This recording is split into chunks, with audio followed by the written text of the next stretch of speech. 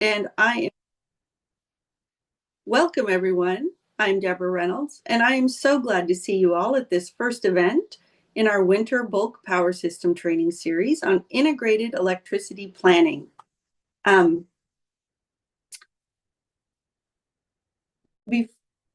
Today's event is integrated electricity planning for different types of entities. So before we hear from our speakers, I'm going to quickly go through some background on NARUC and the Center for Partnerships and Innovation. So next slide, Jessica. NARUC started in 1889. It is a nonprofit membership association for state public utility commissions in all 50 states, the District of Columbia, the Virgin Islands, and Puerto Rico. Our mission is to serve in the public interest by improving the quality and effectiveness of public utility regulation. We represent a membership of around 250 elected and appointed state commissioners and over 1,000 commission staff in energy and electricity, telecommunications, water, and transportation regulation. Next slide. I work for NARUC in the Center for Partnerships and Innovation, or CPI as it is often referred to. CPI is the group that provides technical assistance to all our members. We do that in a variety of ways, including trainings like this one today, webinars, convening working groups, and many other ways. We thank DOE for funding this and all our other efforts. I want to talk a little bit about this bulk power system training that you're going to hear today. So NARUC has been offering virtual training sessions on bulk power system issues aimed at electric utility regulators since 2021. These resources have been developed by NARUC with support from the National Association of State Energy Officials, the National Association of State Utility Consumer Advocates, and the U.S. Department of Energy, both the Office of Electricity and the Grid Deployment Office. You can access 13 different former recordings and presentations on bulk power system issues at our website, which I do plan to paste into chat. You can also just search the NARUC website for bulk power system, and it will take you right there.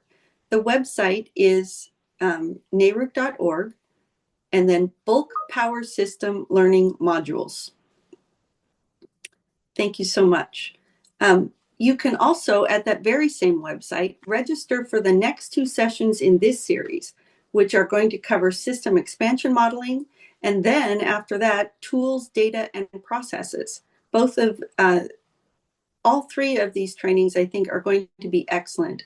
So today, you're going to hear an overview of integrated planning and why it is important, followed by examples of integrated planning from a vertically integrated utility, a single state ISO, and a multi-state ISO.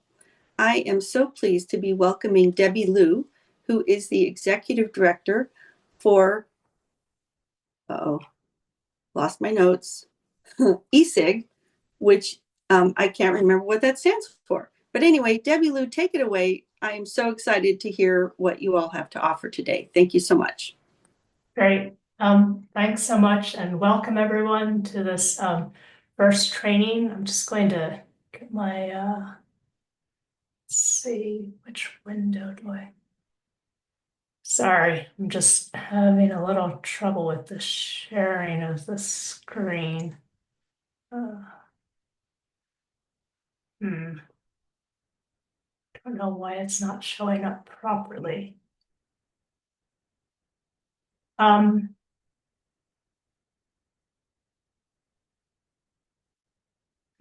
I might have to back out of this somehow.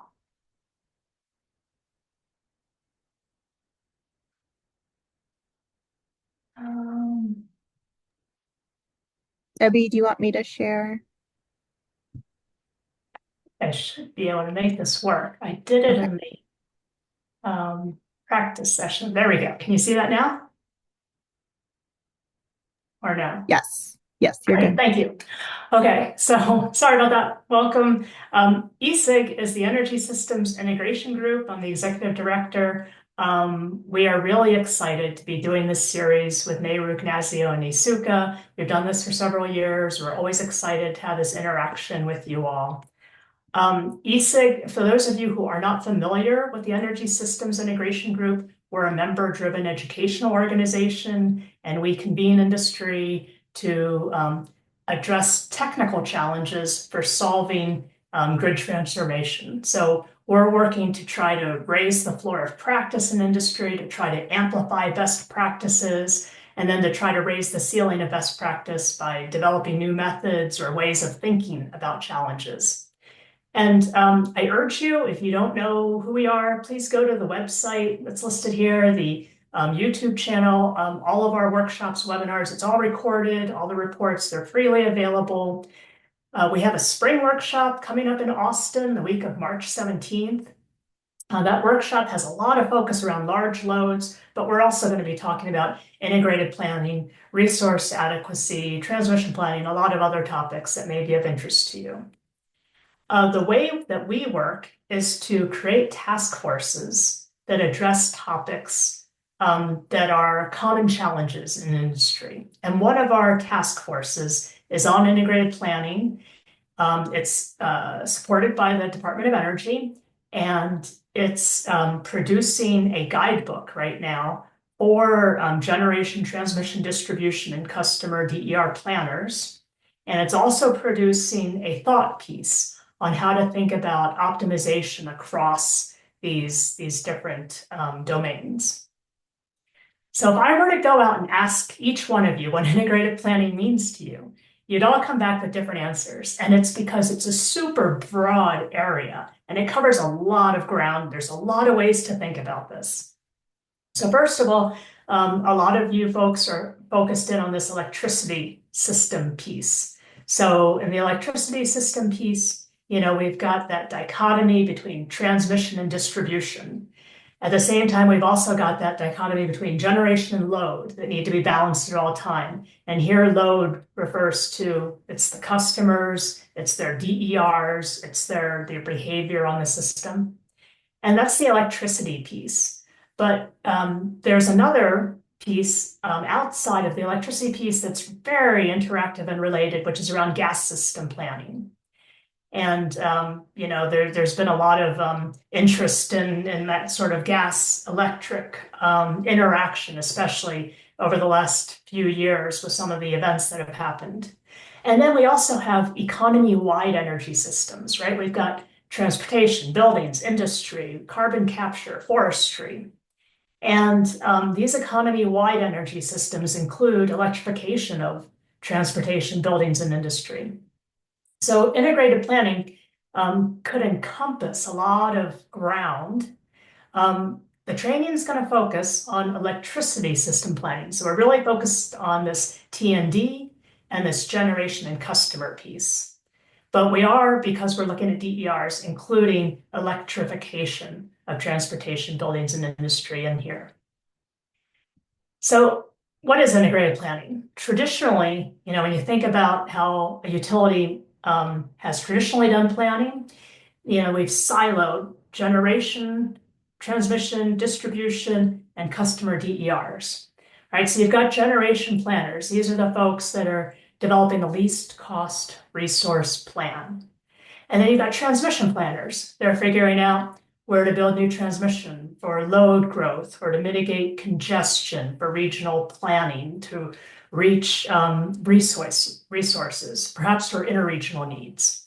You've got distribution planners, right? They're assessing the health of the poles and conductors and transformers, determining, when do we need to replace these assets. They are looking at, ensuring that the system can be run safely in case a conductor goes down, that we can maintain safety. And then finally, we've got customers and the DER planners. So folks who are working on rate design, folks who are working on demand management, rooftop solar programs. And there's reasons that we've siloed this way, right? We've got different skill sets, We've got different analyses and tools in each silo. The goals for the silos are a little different, right? Some are more focused on economics, some are more focused on reliability. The regulatory processes that they report to are siloed, and there are different timeframes for the planning of these different pieces. And then, if you delve into, say, transmission planning and into that silo, you'll find there's silos within that, because part of the reason is that you've got different drivers of transmission needs, and there are different ways to allocate costs for those different drivers. And having those silos makes it easier to do cost allocation. So there are reasons that we've ended up in the siloed electricity system planning framework.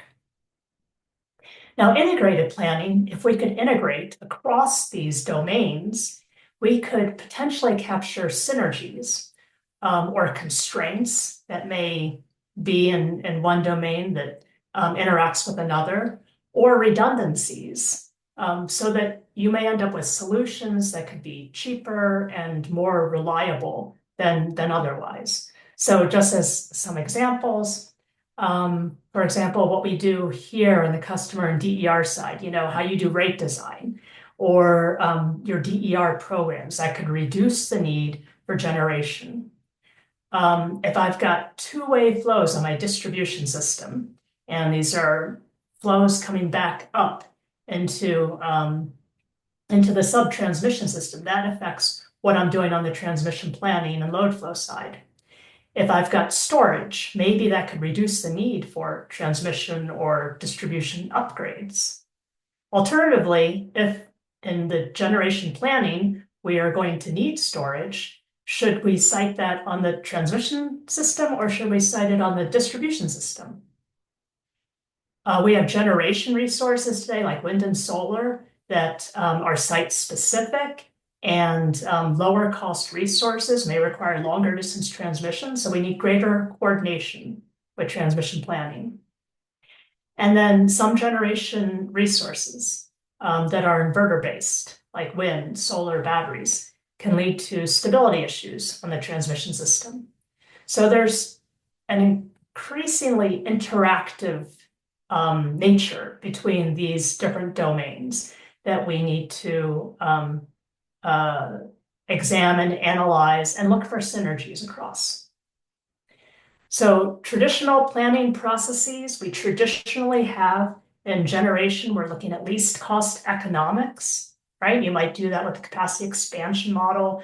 We've got other aspects that we're looking for: resource adequacy, operational flexibility. We've got other tools that can help look at that for generation. On the transmission side, we may be planning for making sure that we don't overload any transmission lines, that we keep voltage within certain limits, that if a transmission line goes out and there's a contingency event, that power can automatically flow around that, and the customer, without missing a beat, the customer doesn't even notice. If a big nuclear plant goes out, we need to be able to continue to operate and get back to a normal operating state and be ready for the next event to happen. And we have specialized tools to assess those. We've got power flow tools, production cost stability tools. On the distribution system, similarly, we need to worry about making sure that conductors, that transformers don't get overloaded. We need to worry about keeping voltage within limits and looking at power quality and ensuring that that is good. We need to be very careful here about protection, make sure that our fuses and breakers will open if there's a downed conductor so that that system operates safely. And we've got specialized tools for that too. And then with customers and DERs, we may be looking here at cost effectiveness of different types of DER programs. We may be looking at rate design and ensuring that low-income customers can still afford their bills. There may be policy goals that we're looking at. And here, tools and methods may be things like avoided costs, We may have cost benefit analysis to do. So these may be more economically oriented, less reliability oriented. But there are different constraints that each of these plan for, and then different tools and methods that each of these uses. There's another way to think about integrated planning, and that's the integration of the sort of triple goal. For a lot of utilities, that triple goal is affordability, reliability, and sustainability. So if you think about that, we have always needed to do integrated planning because we've never had just one of these, right? It's never been just about affordability. You know, that affordability and reliability has traditionally always been there. And so because we don't have a single objective function, we've always had to integrate and to coordinate between these two objective functions. And then in recent years, we've added the sustainability piece to this. Some utilities have. Now, I want to point out that there is no supermodel. There is no one supermodel that like you can run that does all of this. So we don't have that, you know, great AI in the sky supermodel that's going to solve all the problems. So what we really have is a sort of step-by-step continuous improvement of methods, tools, and data. And that's what you'll see is happening in industry, that we're continually refining and improving methods. But what it also means is because there's not, you know, one giant supermodel that can do this, is that planning gets much more complicated. And so there's a lot of flow charts and iterative loops, because what we're needing to do is to check answers with other of those domains rather than having one giant optimization over everything. And I just want to give a couple quick examples of things that are going on to show the different aspects of integrated planning that's happening around the country. Oh, and I think I've got an international example, so around the world. So for example, PacifiCorp, they co-optimize generation and transmission in their resource planning process. So they run this Plexos model for capacity expansion modeling, and they've got transmission options in there, and they're co-optimizing their generation and transmission, looking for that least cost solution. National Grid up in the Northeast, they have found that nodal capacity expansion modeling can give more refined answers. Basically, how much generation and what generation you build depends on what you're assuming when you're modeling the transmission. And they find that the answer changes if they just assume there's a copper sheet and power can flow everywhere, or if they assume that there are actual real transmission constraints like there are in real life, and if you actually model that and then co-optimize generation and transmission. NREL did a study for Los Angeles on helping them get to 100% renewable energy. And in that study, their focus was very deeply into the distribution side of things.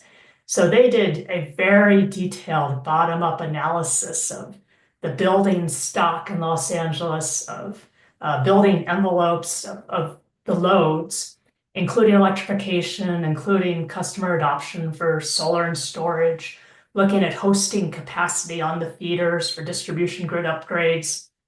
They also looked in this study at using DERs as a solution in the resource planning process. So that was a sort of deeper dive on the distribution side of things. Hawaiian Electric does an integrated grid plan. They harmonize generation, transmission, and distribution planning. So they're including in that harmonized planning the non-wires alternatives, grid modernization efforts. They're also looking at things like transmission security analysis to study what happens when you have very high levels of inverter-based resources on what is a very small island grid, and looking at the role of grid forming, battery energy storage to maintain stability, because stability can be threatened by very, very high levels of inverter-based resources. In the UK, the National Energy System Operator they integrate across the entire energy economy. So their work is not just looking at the electricity sector, but also gas, hydrogen, carbon capture, bioenergy, demand flexibility. And it's a very holistic view. Now, I wanted to point out there's a number of ESIG resources. We've been looking at different aspects of integrated planning for a while. So we had a workshop last October. We looked at some system expansion modeling deep dives in November. And then a few years ago, we looked at integrated generation transmission planning. And in that particular workshop, I just wanted to point out, in that workshop, what we did was we brought together vendors, people who develop the tools, and then users, people who are running the tools. And we brought them together. And one of the things we learned in that workshop was that the vendors had a lot of capabilities in these tools, but we found that there were a lot of capabilities that the users actually didn't know about and actually weren't using. So there's somewhat of a mismatch in terms of what the tools can do and what we're actually finding on the ground practice to be. So often there's some underutilization there. Now I wanted to turn to these integrated planning modules. As Deborah said, we've got these 3 different modules set up for this week, next week, and then 2 weeks after that. The focus again is the electricity sector, also electrification, but we're not focusing on gas or hydrogen or other energy sectors beyond that. Now today we're really focused on how this varies depending on what kind of entity you are. And one of the things that we're looking at is that, depending on what you have purview over, what your responsibility is as an entity depends on what you're able to study and then how you look at other of these domains. So for example, a vertically integrated utility, they've got responsibility typically over generation and transmission distribution, customers and DERs. And so they have the ability to sort of look across all of these and hopefully take a really holistic view across all of this. And that's similar to, for example, what I just mentioned about Hawaiian Electric. And Xcel is going to be talking about that later today. And then RTOs, ISOs, right? Their planning domain is primarily around transmission planning, right? That's their job to plan and to make sure that transmission gets built to serve that load. Now, they may also be running a capacity market and setting that up to make sure that generation gets built, but they aren't planning which generation gets built. Now, they also need to be aware of what's going on the distribution side and what's going on the customer side. If you've got places like ISO New England, CAISO, you've got high levels of rooftop solar, you're getting duct curve issues, or maybe you've got flows coming up the distribution system. The transmission system needs to be aware of that and needs to be able to plan for that. And that also feeds into what they may be setting as capacity for their capacity markets. So while the primary responsibility is transmission, they need to be aware of all of these other pieces. And there are seams between these different pieces that they need to link into. Another kind of entity could be a distribution cooperative. For example, I live in Colorado. There's a distribution cooperative, Holy Cross Energy here. And their purview is primarily over making sure they've procured generation or built generation, and then overseeing the distribution system and customer programs. But really, they're not looking over transmission. So depending on who you are, and depending on what your responsibility is, you may be looking at different pieces of this, but like I say, you need to be aware of what these other pieces are doing, and that needs to feed into how you're doing your planning. And then there's another way to look at this. So I mentioned earlier, you've got these 3 legs of a stool that we're all planning, that many of us are planning for. affordability, reliability, and sustainability. So a single state entity might have an easier time if they have some single policy goals that they're planning to, and they can determine how to plan for this. But you may have states that have an affordability and reliability goal, but less of a sustainability goal. And in a multi-state entity that's got states with different versions of the stool, it may become more complicated and more difficult. So Jordan Bakke, for example, we'll be talking about some of that with a multi-state RTO. And next, I wanted to introduce today's speakers. So we're really excited to have some outstanding speakers for you today. We're first going to be talking about integrated planning and a vertically integrated utility. And we have Zach Pollock, who's the Director of Grid Strategy and Emerging Technology. And we have Brenda McDermott, who's the Senior Director of Integrated Distribution System Planning and Strategy at Xcel, talking about Xcel's Grid of the Future. And then we're going to do a deep dive into integrated planning and single state ISO. So here we're going to be looking at the work that CAISO has been doing in infrastructure planning. And Neil Millar from CAISO, the Vice President of Infrastructure and Operations Planning, will be speaking about that. And then we have integrated planning in a multi-state ISO. So here we're going to be looking at MISO's Renewables Integration Impact Assessment, which is a great example of kind of the nuts to bolts economic and reliability tools linkages, and also the futures work that they've done. And Jordan Bakke, the Director of Strategic Insights and Assessments for MISO, is going to be delivering that presentation. At the end of each presentation, if we have time, we'll open it up for questions and answers. You can just maybe type your questions in the chat so that we can address them. If we do not have time, we're going to move on to the next speaker just to make sure that everyone gets their allotted time. And then at 4 p.m. Eastern, we have 30 minutes of breakout rooms, and each speaker is going to go into a breakout room, and you will have a chance to ask more in-depth questions or have a little bit of a discussion with each speaker. I know that in our previous few years of doing these trainings, this has been one of the most useful parts of the training. It's sort of like, ask an expert your question. And it's a really good opportunity to talk with these folks who are doing this on a day-to-day basis. So I wanted to thank you all for your attention, and I'm next going to turn it over to Brenda and Zach. I think Brenda's pulling up our slides here. Perfect. Good afternoon. My name is Zach Pollock. I'm Director of Grid Strategy in our Integrated System Planning Group at Xcel Energy. Xcel Energy is an 8-state utility.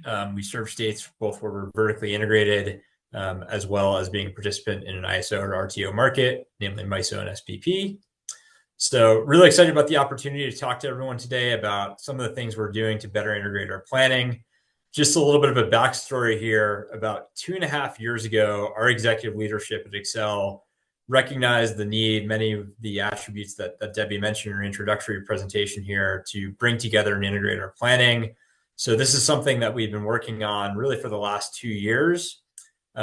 We started down this path really in earnest in Colorado this year by developing an analysis that we'll talk about here called Grid of the Future. But it was recognizing that the needs of the system across all the states we serve is changing in ways that we haven't seen in the past. So I'll go through a bit of a context setting here, get into some of the specifics of how we're modifying our planning to be more integrated, and then turn it over to Brenda to get into some more of the technical details and analysis. So next slide.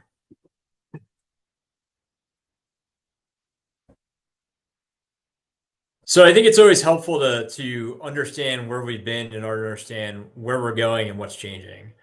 So you can trace the electric industry growth really over the last century as being pretty distinct periods. If you go back all the way to the 1930s, there was a clear initiative to build out access to electricity for most of the country. I would argue that that level of infrastructure growth we really have not seen for more than a century. That's part of the reason why the need for integrated planning and the level of investments that we're seeing across generation, transmission, and distribution feel so new and different to these other periods depicted in the middle of the slide. That infrastructure build out led to a pretty substantial period of load growth. You had customers adopting things like lighting initially, and then air conditioning, and then electronic devices. And that largely continued through the 60s and 70s. That led into a period of energy crisis and growth. So 1978, you had the Public Utilities Regulatory Policy Act, a big focus on opportunities for additional generation, introducing conservation measures and more domestic energy security. That led to pretty sustained and substantial increases in efficiency that largely persisted through the period we're in today. That did a really good job at masking some of the additional customer growth that we'd seen through those periods, and really led us to the point that we've largely been in over the last decade or so, arguably decade and a half, of focusing on power sector decarbonization. So as technologies got more cost effective, we had strong support following the Recovery and Reinvestment Act in the US through various programs and incentives like the investment tax credit, led to pretty strong operational focus and policy focus on decarbonizing the power generation sector. That's something we've been incredibly proud of at Xcel in terms of the progress we've made. Across our company, we're at about a 55% carbon-free generation, with goals to get to 80% by 2030. But the policy focus really has shifted in the last few years. It obviously depends on a state-by-state basis, but the focus has shifted more to being economy-wide decarbonization, namely through the electrification of transportation, through mechanisms like electric vehicles and plug-in hybrid vehicles, and also through decarbonizing the built environment through electrification of heating and other alternatives to natural gas and fuel oil. So that has inherently meant that it's driven demand at the edge of our system, primarily through our distribution system, which is the main touch point for how our customers interact with our system in order to be able to support those customer choices with how they power their vehicles and heat their homes. And it's really required taking a new approach to planning, which we'll get into, as well as aligning that to the other verticals that Debbie talked through earlier, generation planning and transmission planning, to take that bottom-up customer-centric view of the world and translate that into impacts all the way across the system where we are vertically integrated. Next slide.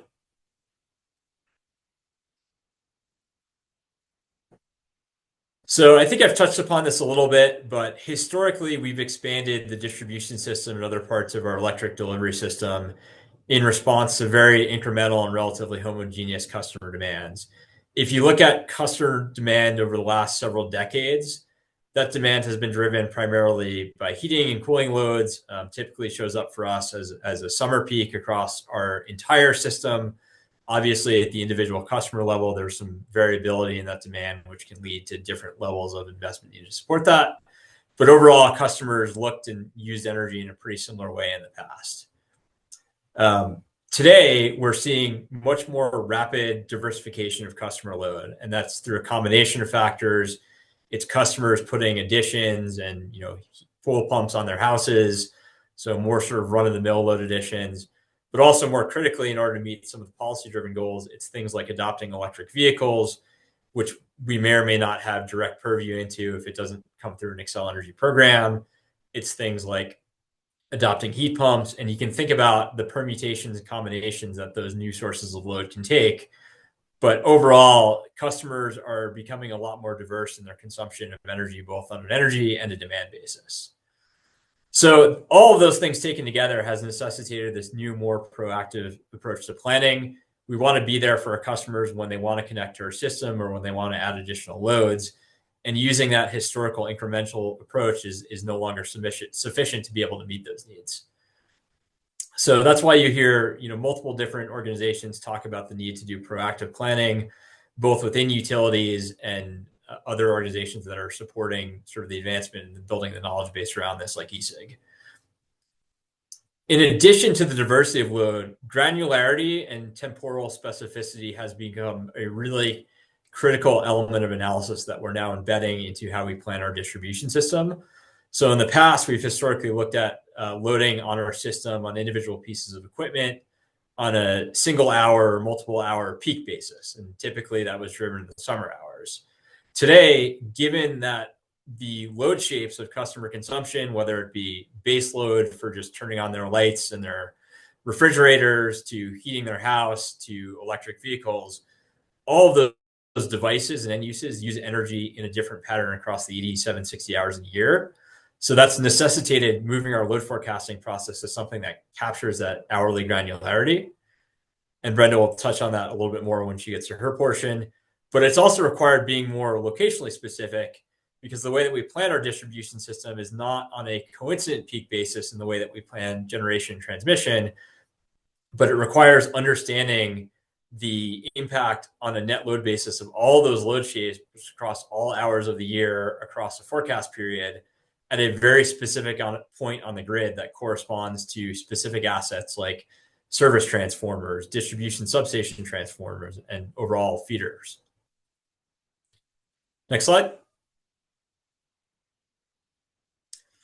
So to help answer these questions and reconcile some of the decisions that we have to make today and ultimately bring forward in our 5-year investment plans, our leadership challenged us about a year ago to come up with an analysis that looks at what the long-term trajectory of the system could look like, given the multiple different opportunities our customers have to change the way they interact with energy.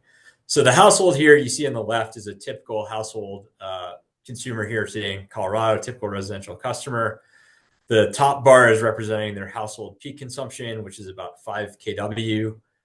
That's critical for how we plan our system in terms of identifying the investments we need to make to serve new load and capacity.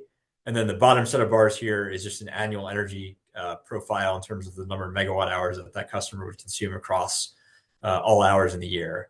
So important, but not nearly as critical as the peak number.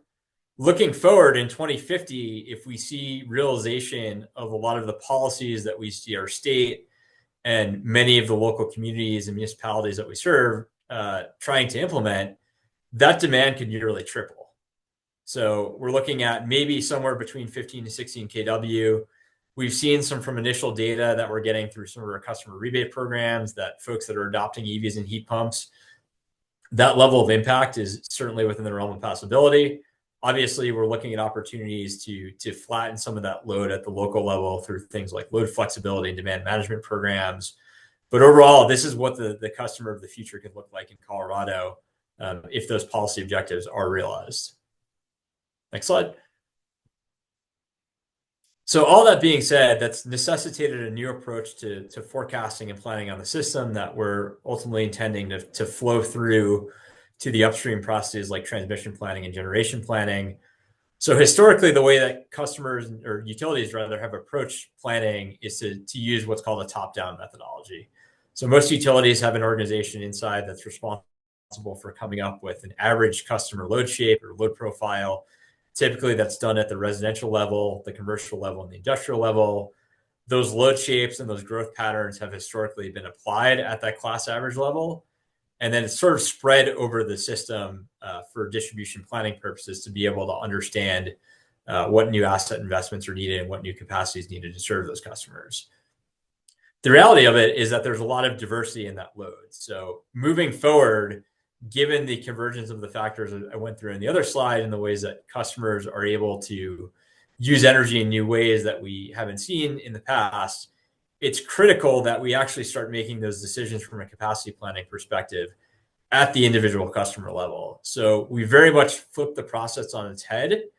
And rather than doing this top-down allocation methodology, we're now using a process that starts at individual customer premises and individual customer decisions. So ultimately, we're now in the business of needing to forecast what decisions our customers are going to make. And that's necessitated bringing in new information sources and new data sources to be able to do that. We use a piece of software, which I think Brenda will touch upon, called LoadSeer, but there's many other analogs in the industry that allow us to marry historical consumption patterns with new data sources like socio-demographic information, land parcel availability, et cetera, to be able to allow us to better forecast and anticipate some of the decisions we expect customers to make at this very local level, which again is the basis for distribution planning. So if you think about that at the individual customer level, and then think about the 1.5 million or so customers we have in Colorado, we are making all those decisions and then taking effectively what is a customer load shape, rolling that up to various points on our system, whether that be at the substation transformer level or the circuit level, and then ultimately coming up with what our system needs to be able to serve all those customer decisions at a much more granular basis. Next slide. The challenge of doing that is that forecasting individual customer decisions 10 years into the future is inherently an uncertain process. We know that people generally are not rational economic actors. So despite the amount of data that we're bringing into our analysis, customers are going to choose what's in their best interest. And sometimes that isn't something that the data will lead you to believe. So how do we insulate against that? Part of the way we're doing that is moving more towards a scenario-based methodology. So I'll walk through everything that's going on in the slide here, and hopefully this provides a better picture of how we're bringing all these things together. So at an individual customer level, we're going through that bottom-up analysis and ultimately forecasting those adoption levels and allocating them out on our distribution system in a way that helps us understand the local impacts. Recognizing the uncertainty in that process, we've designed several scenarios, some that track more with business as usual and historical adoption. That's what's represented by the adoption trajectory informed scenario at the bottom. Others that align to existing and binding state policies and goals that we have in Colorado, and others that are even more aggressive than that, represented by that goal line scenario. That's the first step in the process. The second step in the process is taking those, what we call customer adoption or demand vectors across different sectors, including transportation, cooling and heating and HVAC, and customer DERs, and doing that spatial allocation process to get to that bottom-up customer understanding of what the impacts are going to be at that very local level. All of that rolls into our distribution load forecasting process. And then ultimately, all of that helps us understand what our distribution capacity needs are going to be, which is represented by the fourth box here. But that's not the only distribution planning we do. There's other areas that we need to plan for in terms of asset health and reliability, in terms of wildfire investment. And then as we move beyond distribution, we also need to understand what are the corresponding generation and transmission investments that are needed to meet the other objectives that Debbie talked through.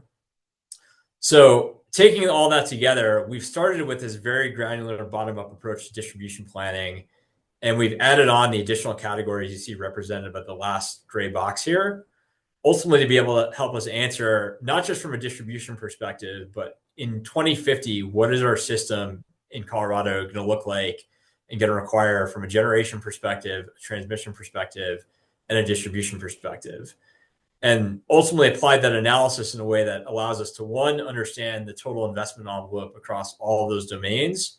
Two, and arguably most importantly, thinking about meeting all that new demand that we're seeing that will be driven by these customer decisions and other demand drivers, what that will mean from a customer affordability impact. And then ultimately, as we think about deploying levels of infrastructure that we haven't seen over the last, or required over the last century, how do we design that infrastructure in a way that is aligned around a common set of design basis and standards so that we can deploy that infrastructure in a way that is efficient and maximizes the use of funding?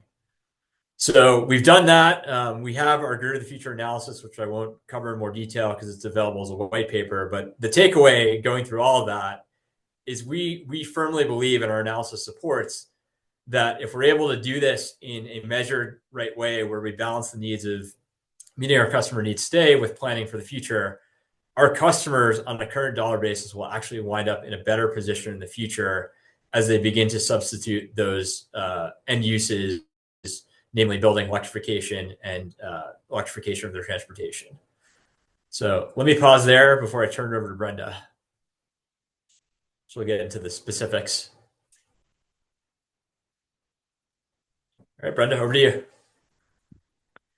All right, thanks, Zach. So just to do a little bit deeper dive into the distribution portion of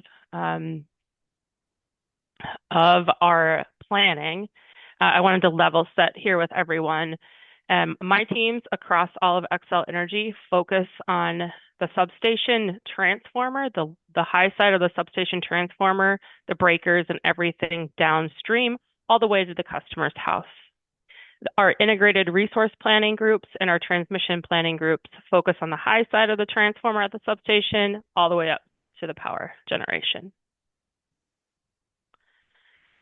And then just a little bit more granular level, if you're looking at a substation, my team does the planning for every single transformer in a substation and every single feeder coming out of our substation. So across our Xcel Energy footprint, we have over 3,000 feeders and over 1,000 substation transformers. So we're touching these every single year, seeing what their peaks were, and then doing exactly what Zach just said, applying spatial allocations for not just our known load growth. So we have customers that call us and say, hey, we're going to add, XYZ at my business, plan for that, but also our load growth out to 2050 and beyond. So just to zone in a little bit more on what we actually do from a cyclical basis every year, we perform our load forecast. We then do a risk analysis. We then propose projects. We create the budget. We get the details, and then we send it off to design and construction. This is the portion that we're going to focus on today, but it's very, very important. The whole process is complete every single year, and the execution of projects and the timing of those projects is also very important to our teams, because if a project isn't executed, then we can't count on it the next year. And so we're very focused on the entire process, but I'll focus on that load forecast today.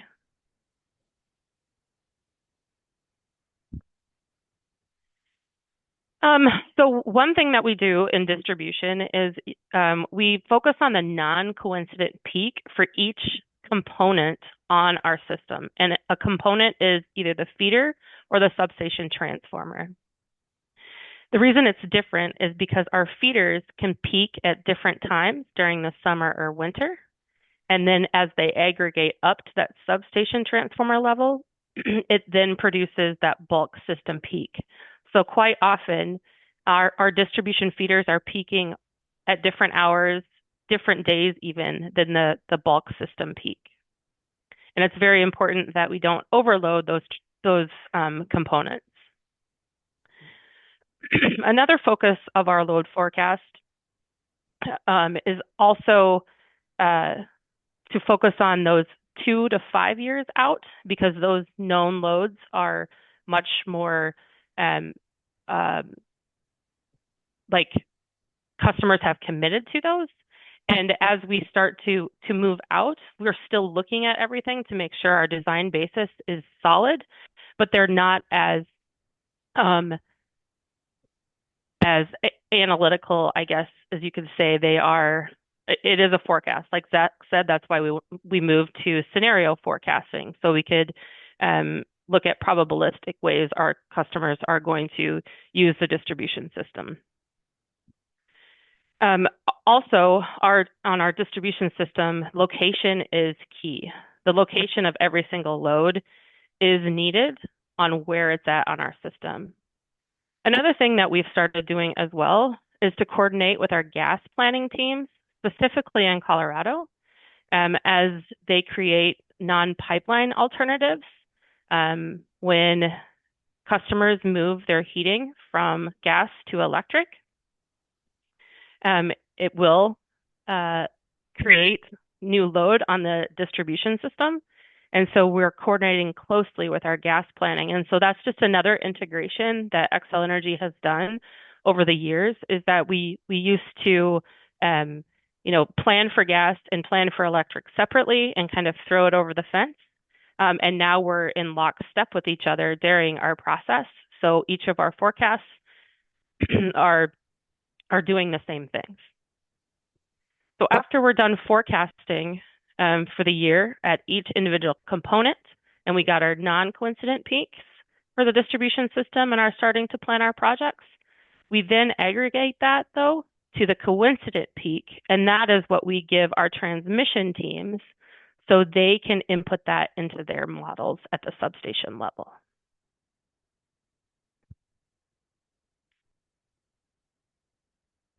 So here's an evolution of our Colorado system on how we've evolved our planning processes. Prior to 2021, we were very reactive and deterministic. We used a forecasting tool called DAA, where you could enter known loads, and then basically you just peanut butter spread a percentage of load growth on that feeder. We had a single scenario. Since then, we've moved to a tool which Zach commented on earlier called LoadSeer. We have, again, this is an evolution, kind of like that walk, jog, run theory. We're still kind of, I would say we're walking faster now. We're not quite running yet, but we're walking faster in 2021 to 2022. But in our 2023 to 2024 process, which we'll use for Grid of the Future, we are doing very proactive planning and probabilistic modeling. We're using our TLY curves, so our 8760s and our load curves. Spatial allocation and propensity modeling. We also can model different weather patterns within LoadSeer to say, how is climate going to adjust our models, or will it? We take into account not only our known load growth, so our service applications from customers who've applied for service, but our growth forecast, as well as beneficial electrification, EVs, energy efficiency, all types of DERs on the system before the meter and after the meter. And now we do two different scenarios within LoadSeer. We did, just to compare, our normal load growth with customer applications, and then our load growth with all of our spatial allocations.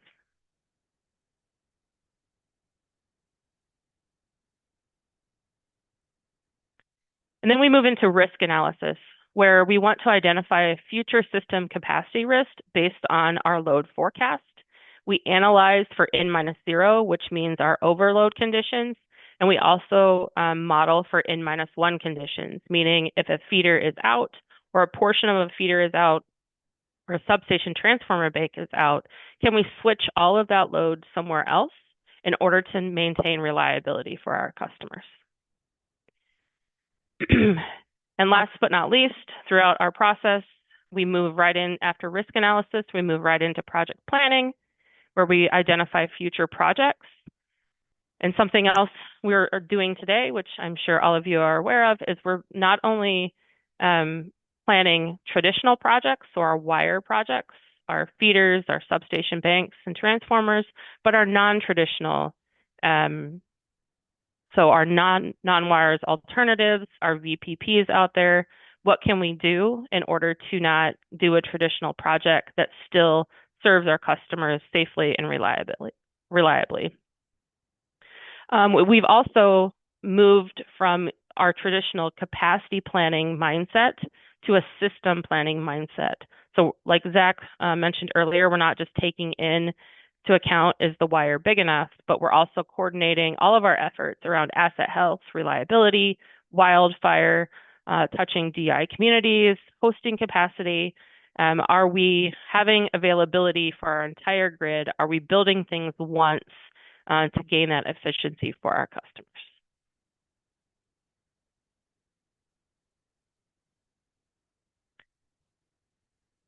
And that is the end of our presentation. Great, thanks so much, Brenda and Zach. There's a few questions and we have a little bit of time. So Justin Ballard asks, with the new federal administration, the possibility of less federal subsidies, does Xcel see a slowing of the electrification that you're forecasting? Yeah, I'm happy to take that one. I think it's certainly a possibility. It really depends on what state we're looking at, but I would say that Colorado in particular has pretty strong policy goals and incentives that are being driven through the legislative and regulatory process. So it's possible we'll see a little bit of a slowdown, but I think the state's own ambitions will help counterbalance some of that. Great, thanks. And Joel Nightingale asks, Zach, you mentioned forecasting what customers will do on an individual level is inherently uncertain. Understanding that any type of forecasting a decade or more into the future is inherently uncertain, is customer level forecasting more or differently uncertain than it was in the top-down approach? Yeah, I think the top-down approach has sort of lived its useful life. Given all the changes we're seeing, I would argue that it's probably a more conservative approach that doesn't really reflect the realities of what we're seeing in our system. So as I alluded to before, one of the ways that we're dealing with that uncertainty is to forecast multiple scenarios. In Colorado specifically, we've done 2 scenarios through our load seer software. We also brought on another firm to do some third-party validation and forecast additional scenarios so that it gives us a range of possibilities that we can help balance some of those objectives around being able to proactively meet customer needs, but also balancing that with affordability and some of the other investment priorities we have to make. I don't know if you want to add anything, Brenda.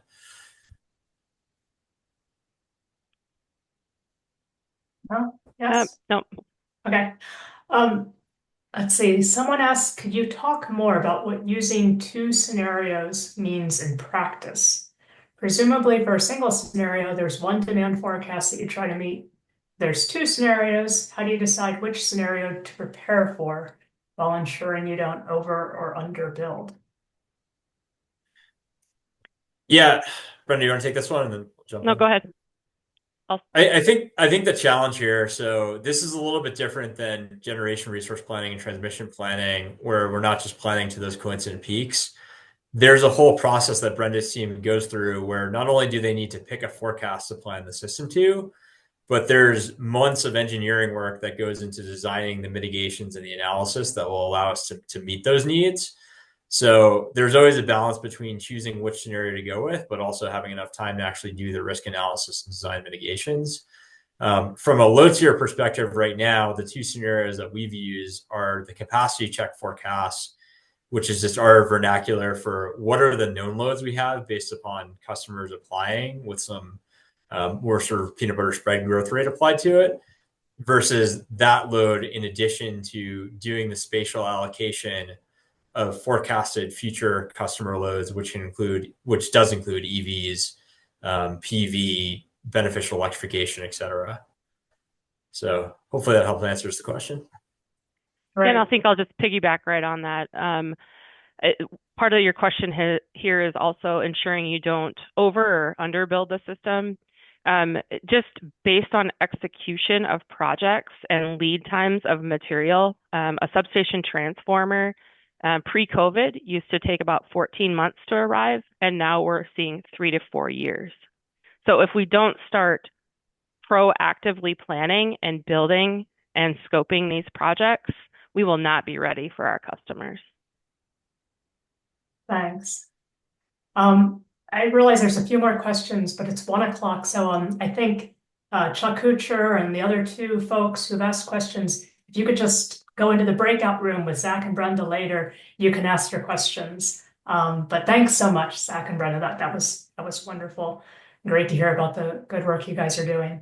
The next, I'd like to introduce Neil Millar from the California ISO.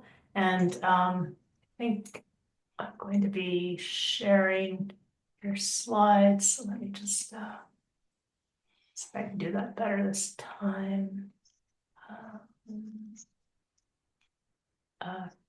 Wait, was that the way to do it? Maybe that wasn't the way to do it. That looks like it, Debbie. I see it. Oh, you can see it okay? Yeah. All right, great. Okay, go ahead. Well, first off, thank you very much for giving me an opportunity to present today. I would like to speak on behalf of the California ISO on our transmission planning efforts. As Debbie mentioned earlier, we are taking advantage of the fact that we're largely a single state ISO when it comes to meeting especially state policy objectives. We do have a small portion of Nevada under the ISO operational control as well. And it's under a co-op arrangement, so they provide direct input to us as well. But essentially, and for the bulk of our planning activities, it's under the framework of the single state ISO. Before I get into the slides, I should also mention that our peak load is just over 52 gigawatts, and we're closing in on around 80,000 megawatts of installed capacity. About 20 gigawatts of that was added over the last 4 years. So we've been in a major build cycle, both of new resources and the transmission to get it across the finish line. So that's just by way of context of the situation we're dealing with. And our footprint does entail about 80% of the state of California. If I could move to the next slide. Please, thank you. A common theme you're going to hear from me today is that there are a lot of parallel processes, and we have a huge amount of value on what I'll call integrated system planning. A lot of it involves parallel processes that are heavily coordinated. So that coordination is a word I'll be using quite a bit as we go through our work. The ISO's role is to lead the transmission expansion planning efforts and generation interconnection processes within our footprint.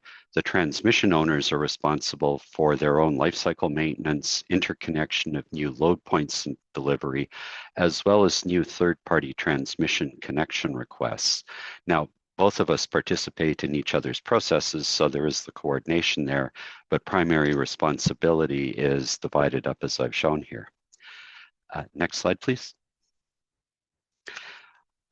The process we're using now for our transmission planning and coordination has evolved over time and really did build out of the requirements through various FERC orders leading up to FERC Order 1000. We had filed and adopted a revised transmission planning process shortly before FERC Order 1000 came out that required some modifications, but we were probably 98% compliant with FERC Order 1000 when it came out. We had to make some minor adjustments here or there. But this integrated approach has been used by the ISO now for the better part of 15 years, and we will be making some additional modifications to comply with FERC Order 1920, although that order will require some resequencing of work, but there's not a lot of new principles in FERC Order 1920 compared to what we're already doing, just through slightly different details. Next slide, please. Our current plant transmission planning process right now really has two primary products that feed into and coordinate with others. The first is our annual transmission plan that reaches out a minimum of 10 years, but we can and are starting to look at project requirements that go beyond the 10-year timeframe. And things have really escalated there over the last few years. After a period of 10 years where we were averaging about $650 million a year in new investment, the average over the last 3 years has jumped to $5.8 billion, recognizing the need for accelerating load growth and escalating renewable energy needs. We've also started putting out, first in 2022 and then updated in 2024, a 20-year outlook that was not a tariff-based item, but it did have the support of our state agencies in helping to develop it. And it was to provide a longer-term framework so that decisions we're making today on projects that will come online in 10 years, that there's context and a vision shown for how that project is the right next step, feeding into a longer vision and a longer strategy. If I could move to the next slide, please. I'm going to spend a fair bit of time on this slide today, and I did provide a fair bit of material, but many of the slides I'll skip over quite briefly as background. But our annual transmission process here involves a very structured and deliberate effort to get our input assumptions nailed down up front. And this is where a lot of the integrated planning takes place as our step in that overall effort. We do look at state and federal policies, although to date, state policies have been the primary driver. We also rely on the demand forecast and energy forecasts and the demand side management efforts through the California Energy Commission. That forecast feeds not only our transmission planning process, but also the Public Utilities Commission's resource planning work, so common assumptions are used in feeding into the transmission plan. Once we have those assumptions nailed down, we move into the phase 2, which is where the detailed analysis is conducted following a very structured sequence of analysis, consistent and sequenced, to produce the final product. We call the plan comprehensive because it has been built up of the layers of the different drivers that would cause us to need transmission. After our board approved that plan in May of each year, the projects that are not eligible for competition are directly assigned to the incumbent utility, and the projects that are eligible for competition, we move forward and execute the procurement process. Next slide. As well as the coordination that goes on the inputs into the transmission plan, being the forecasting, demand side management efforts, and the resource planning, we also tightened up and clarified our relationship with the state agencies a few years ago so that the planning does translate into actionable delivery of resources. And the focus there was to improve the level of integration between resource planning, transmission planning, our interconnection process, and the load-serving entity's actual procurement activities, so that procurement and interconnection focus is shaped to target the areas where the transmission system is being proactively developed to provide the capacity the resources need to reach market. And we helped clarify and tighten up those conditions through a memorandum of understanding that the leadership of the Energy Commission, Public Utilities Commission, and ISO signed back in December of 2022 to really help clarify and tighten those linkages even more. Next slide, please. Now, on the planning side, I'm going to go into a bit of detail about some of the challenges we're dealing with and then talk about the methodologies we employ. But we are in a period where our forecasts are steadily escalating year over year. And the load growth here is just showing how it's evolved from just a few years ago, where we were looking at flat and at one time even slightly negative load growth. Some of that was driven by behind the meter generation picking up faster than expected. Some of it was also due to some relatively low levels of organic growth as well. We do use a 1 in 10 weather forecasting events for local planning, a 1 in 5 for our bulk system planning, and a 1 in 2 for when we're doing our economic studies. If I could move to the next slide, please. One factor that's becoming much more important in the California footprint isn't just the peak loads we're facing. Traditionally, we've been by far a summer peaking system with very narrow summer peaks in the late afternoon, early evening hours during high temperature events. That is shifting, and our load shape is shifting as well. We are seeing the load shape shift to winter peaks climbing, and in the future we do expect them to come close to approaching the summer peak. And the shape itself is also evolving. So the load shapes that we use, provided from the Energy Commission, do take into account the actual gross load, the behind the meter generation, and specifically call out some of the factors, largely policy driven, that are also affecting that load growth. The rate of energy efficiency programs, the rate of fuel switching for buildings, the rate of electric vehicle adoption, both light and heavy duty. So the load shapes themselves are also very critical, especially as more of our resources, especially the renewable resources, we need to consider the contribution they make when we need to get the power from the generator to the load, and how we're actually providing a reliable system 24/7, 365 days of the year. Next slide, please. So I mentioned earlier the amount of generation we added over the last 4 years. We are expecting to be really sustaining that pace, looking at adding around 6 gigawatts of generation every year on a sustained basis over the next 20 years. The mix, of course, will evolve over time, but we have to make sure that we have an actionable plan to move forward and that we're managing the uncertainty of both not overbuilding, but also making sure that the projects are moving forward now fit into a longer term strategy. Next slide, please.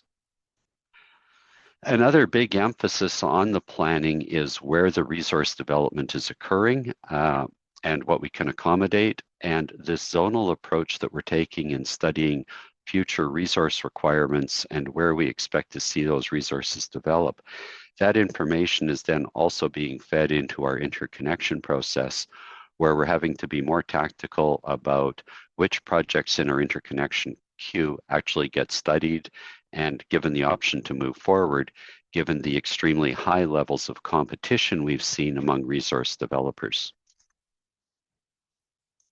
Next slide, please.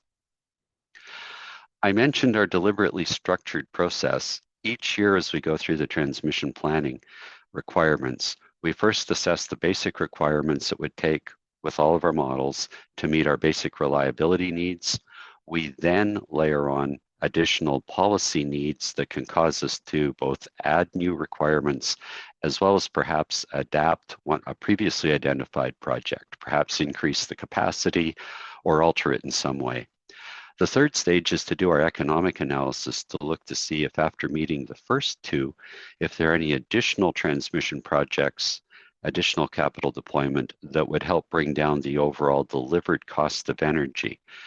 This analysis focuses on energy costs. We do not consider at this stage other potential social costs because those should be and are best incorporated into the policy direction we get on resource development through the Public Utilities Commission. We also do some additional studies to help inform as we move forward, as well as use this as the input into our interregional coordination efforts with our neighbors. Next slide, please. I'll move through these slides fairly quickly, but these just provide additional detail about the considerations we take. On this slide is referring to the reliability assessment analysis and the development of those mitigations. I think I did want to stress, though, that we also look at non-wire solutions at this stage as well. And when our board approves the plans, on one hand, they're approving the actual capital projects that we've identified as needed in the plan. They're also approving our findings that there is a non-wire solution that may be superior. And that's really our license then to work with the state agencies, the relevant regulatory authorities, to try to get those non-wire solutions implemented. Next slide, please. Our policy assessment, as I mentioned, has largely drawn primarily on the requirements to meet state policy goals. There haven't really been federal policy goals that were particularly relevant in our planning exercises to this point. They do also, these are looking at expansion requirements. There have been resource retirements that were driven by other state policy directives, but regardless of what drove a retirement, we tend to treat that as a reliability need, not as a policy addition. And then I've also just provided a bit more detail here about some of the other issues we look at in managing those policy requirements, including testing that the resources are actually sufficiently enabled that they're meeting the goals for clean energy that were established. Next page, please. Our economic assessments also follow a standardized and documented process, primarily looking at production cost benefits, and that was really the genesis of that effort many years ago. Other benefits are also considered, though, including the capacity benefits, other renewable integration benefits not already captured through the policy analysis, and avoided costs. We do not have a specific measure saying we will approve a project at 1.25, but for a project to succeed under this category, it does obviously have to be at least a greater than 1 benefit to cost ratio in order for us to move forward. Next slide, please. In our approval process, when we bring the plan to our board each year to approve, we do have certain tariff-based authority to move on capital projects less than $50 million through the year if they're required to meet an urgent need or simply to help streamline the board approval process for smaller projects that are very straightforward, not controversial in the eyes of our stakeholders, and that helps clear the deck so that the board can focus on the larger and perhaps more controversial projects. When we do post, as I mentioned, once we've gotten board approval, we do post the plan and move forward with a competitive solicitation for projects that are eligible for competition. Next slide, please. The projects that are, this more says what the exceptions are, but really what the projects that are eligible for competition are those that are basically greenfield and 200 kV and above. We always have to say 200 kV and above because we did have a DC project. It was 200 kV, but and it qualifies. Over the years, we've moved forward through that process. Actually, that number should have been updated.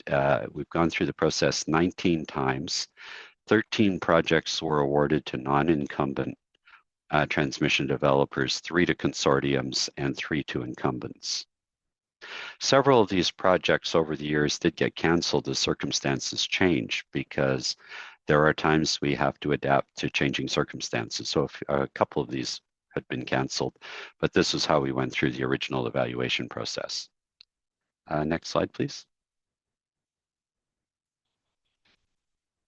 One of the interesting attributes is that our selection process identifies in great detail the specific factors that we will consider.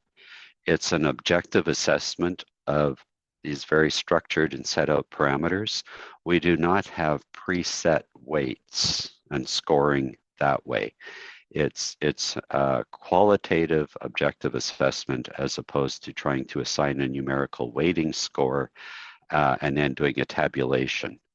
That method has served us quite well, and to this point, we've been very successful at getting through those processes, and generally, well, obviously, every one of these processes results in 1 happy party and 3 to 5 unhappy parties. Our rationale is set out in a very detailed selection report, and I believe those are generally understood as to why individual parties won their awards. Next slide, please. As well as our regional process, and I should have mentioned, the ISO is responsible for both the regional and local transmission planning within our footprint, but only the regional facilities, 200 kV and above, are eligible for competition. At the same time, we also lead the coordination on our interregional framework.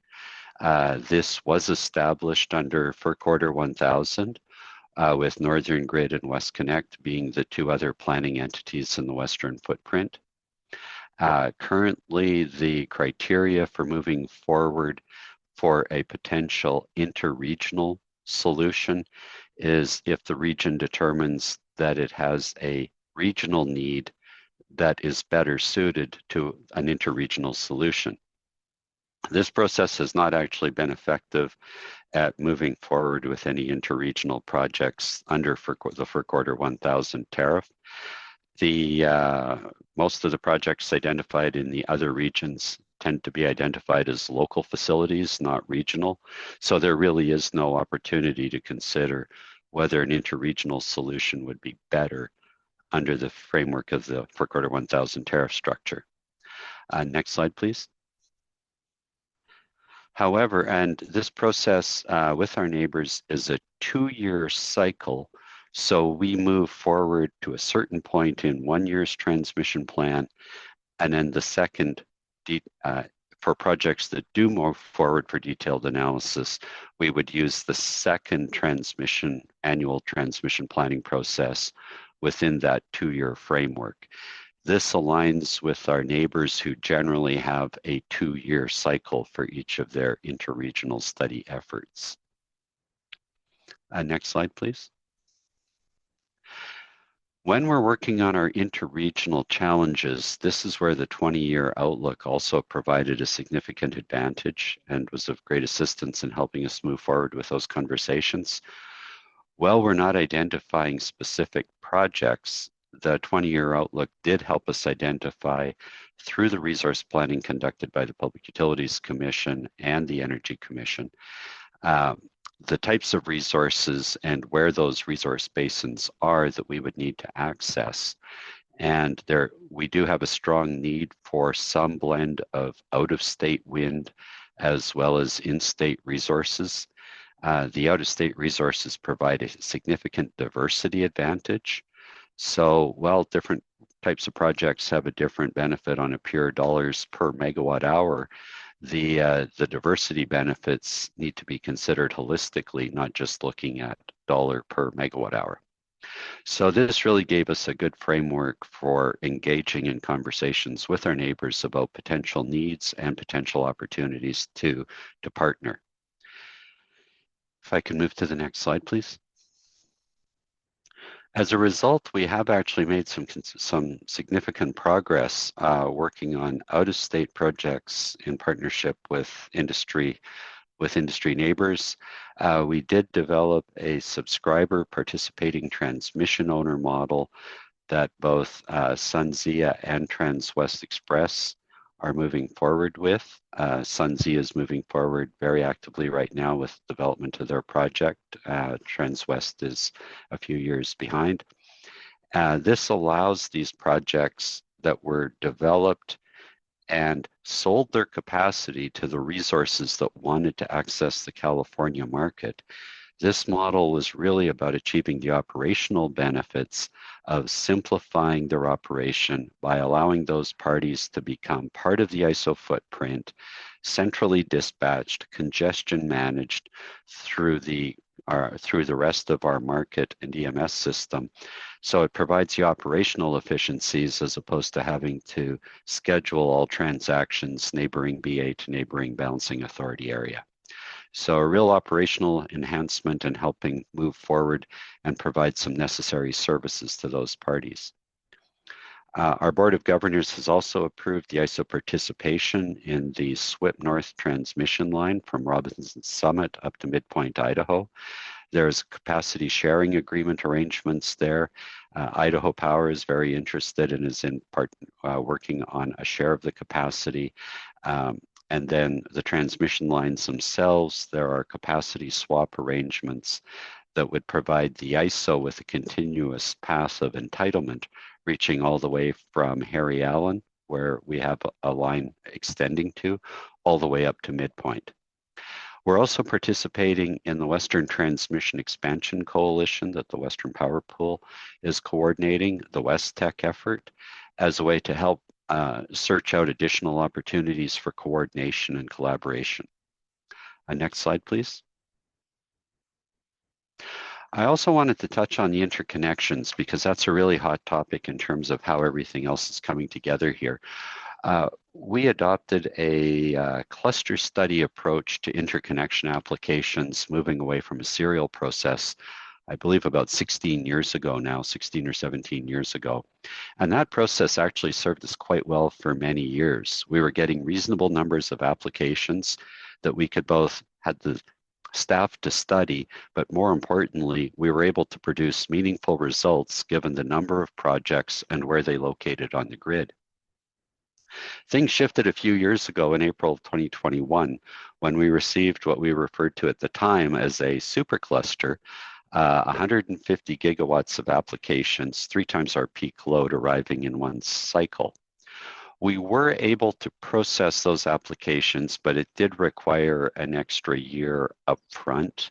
Even if the ISO would have been able to manage, and it's questionable, but even if we'd been managed to manage our study requirements, some of the utilities would not have been able to provide meaningful interconnection proposals in the normal time frame. So we tapped the brakes there, made some modest process improvements, and reopened the window with a 1-year delay, and then saw an astounding number. over 350,000 megawatts of capacity actually applied. This says 347. We did have a couple of dropouts by the time we were doing a final tabulation, but about 350 gigawatts of resources applying in a single window on a 50,000 megawatt system. The level of competition does not directly influence the number of projects that get built. The projects that get built here are the ones that get a power purchase agreement and move forward. And as I mentioned, we expect that number to be in 6,000 or 7,000 megawatts a year. Not so 350,000. We didn't tap the brakes; they were slammed on completely. We did have to do some major process redesign to better manage the intake of new projects into our interconnection application and study process. I should mention these numbers were on top of the projects that were already in the queue that were about 3 times the amount of capacity we needed over a 10-year period. Next slide, please. So we were very pleased with FERC acknowledging that the transformative change was necessary when in dealing with the circumstances we were facing. On September 30th of last year, FERC did approve our prioritization of our means to prioritize interconnection requests and to move those projects into the study. The criteria that were applied were largely around state and local resource planning requirements, transmission availability, procurement needs, and interests. The implementation began on October 1st. So we immediately started the process of getting additional intake from the applicants and started to work through our new design scoring process.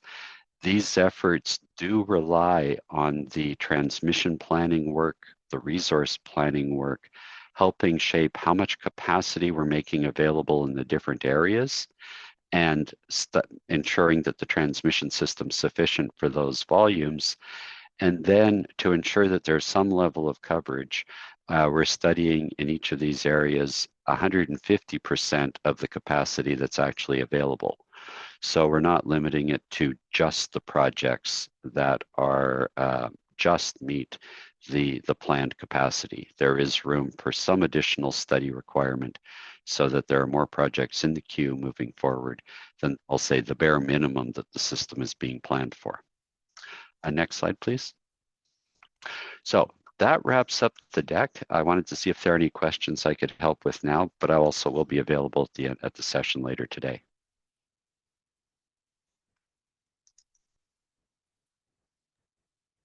Thanks so much, Neil. That was a great deep dive into CAISO's transmission planning. So we've got a question from Carrie Gilbert. Does the transmission plan include analysis of asset condition projects, or does it only analyze expansion needs? So the transmission planning process itself is only looking at expansion requirements.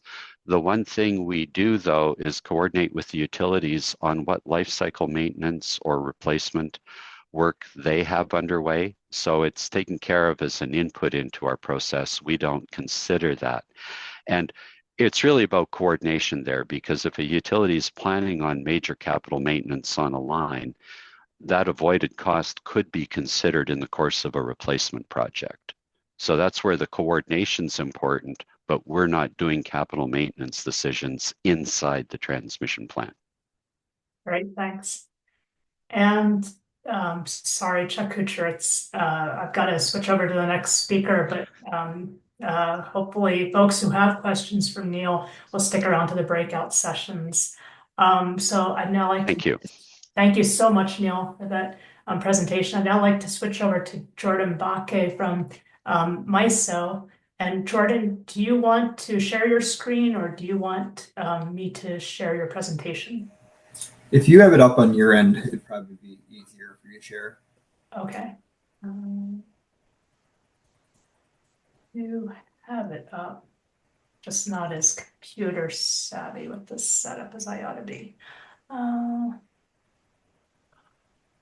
It's not showing up again. Sorry. I can find it on my end too.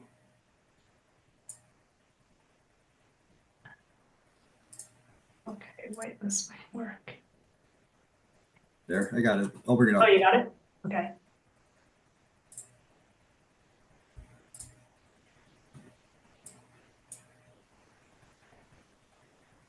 Yes, I can see it. That work? Okay. It's great. Thank you.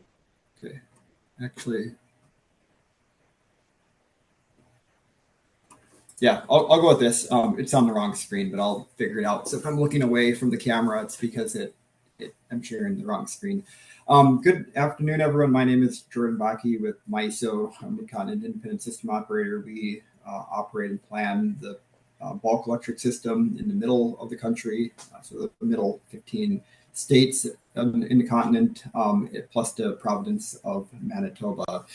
And so today I'm going to be talking about a little bit different take than some of the other presenters, focused more on the development and the process of moving toward integrated planning rather than a particular end state that integrated planning might take.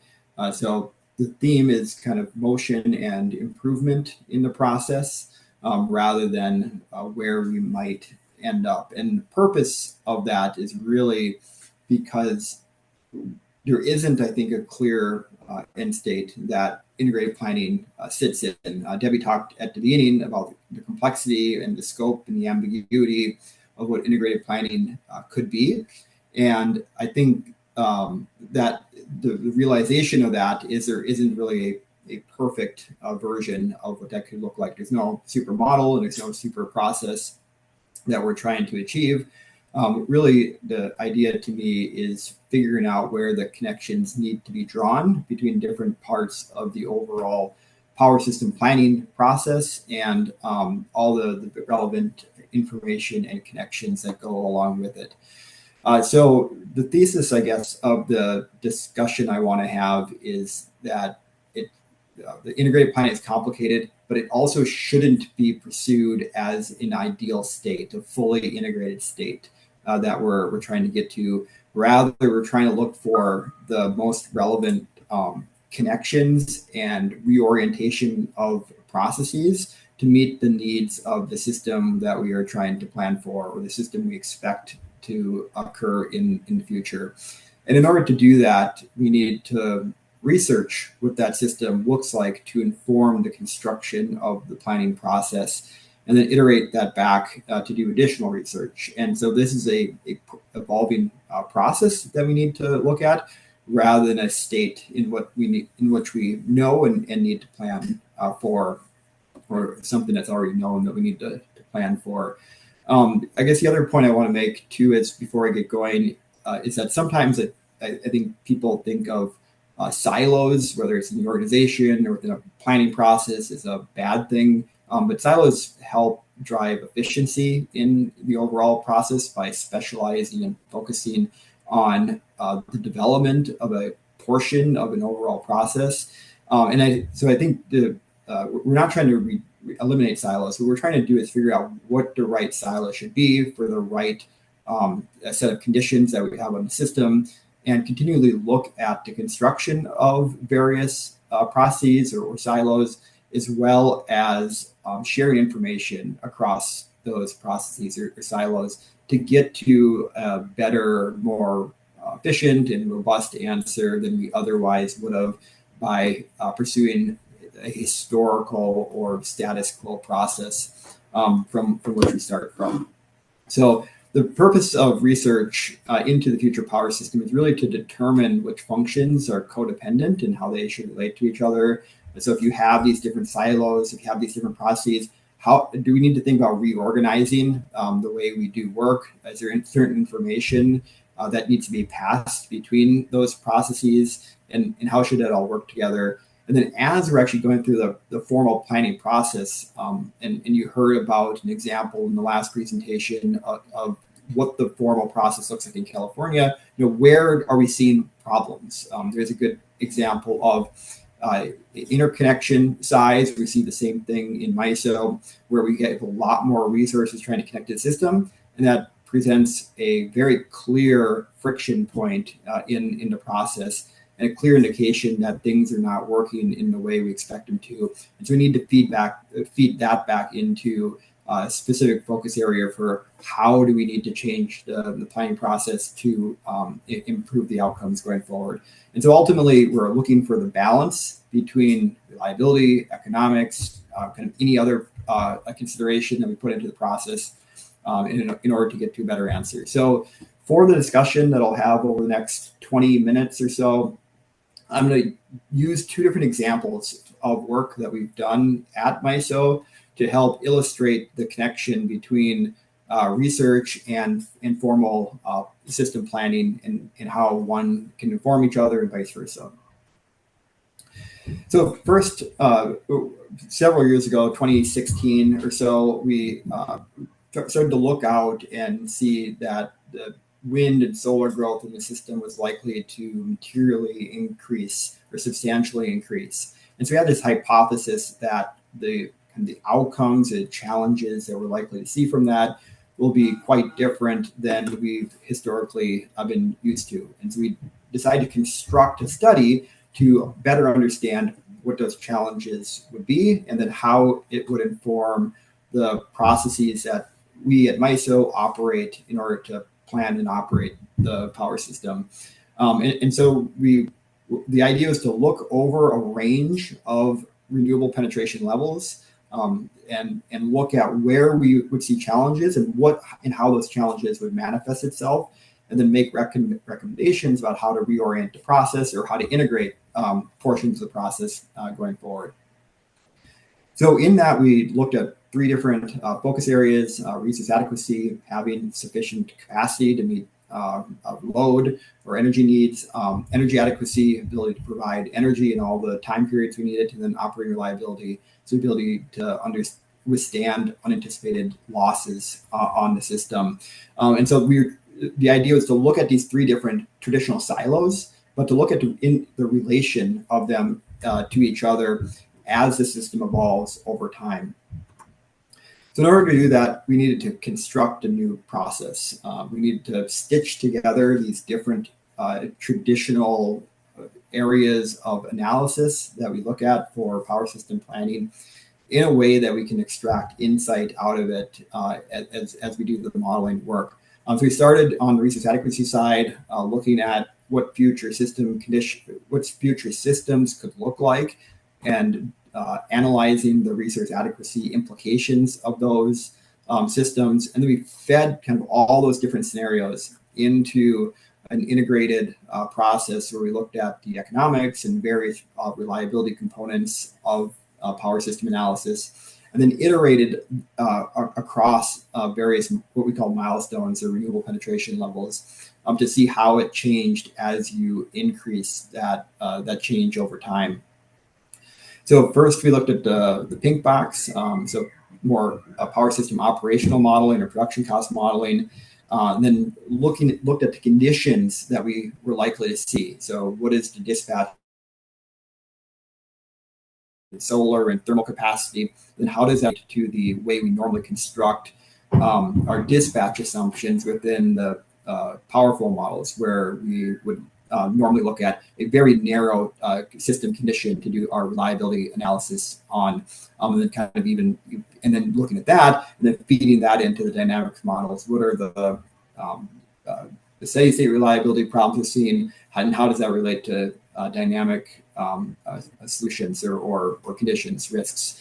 And so as we iterated that through, we learned things about where the system was seeing the most stress, the most risk, as it relates to different system dispatch conditions, different power flow patterns, different dynamic responses on the system, and then we kind of built our understanding up over time as we did this. And we wouldn't have been able to see these connections if we hadn't have integrated these various process steps and the various models together in a more integrated fashion to inspect the implications that will likely come from power system transformation. And so what we found out of that work was at a high level that the system becomes a lot more complex as the renewable penetration increases. And so there's this relationship between the amount of variable renewable inverter-based generation on the system and the complexity of planning and operating the power system. That complexity manifested itself as a big change between 30 and 40% annual renewable penetration, and was driven from the conclusions on the right-hand side of the slide. So one, risk of losing load compresses in small number of hours and shifts later in the evening. What that means is that the times that we plan our system around need to change. The things that we've historically been worried about are not the things we'll be worried about in the future. So we need to change when we are looking for risk, and the simplifications in a lot of our processes need to change to recognize that time-based shift that we're starting to see. Second, existing infrastructure becomes inadequate for accessing the diverse resource across the system, meaning that there's an infrastructure problem that we're starting to see. More transmission is needed, but for different reasons than we've traditionally planned transmission for.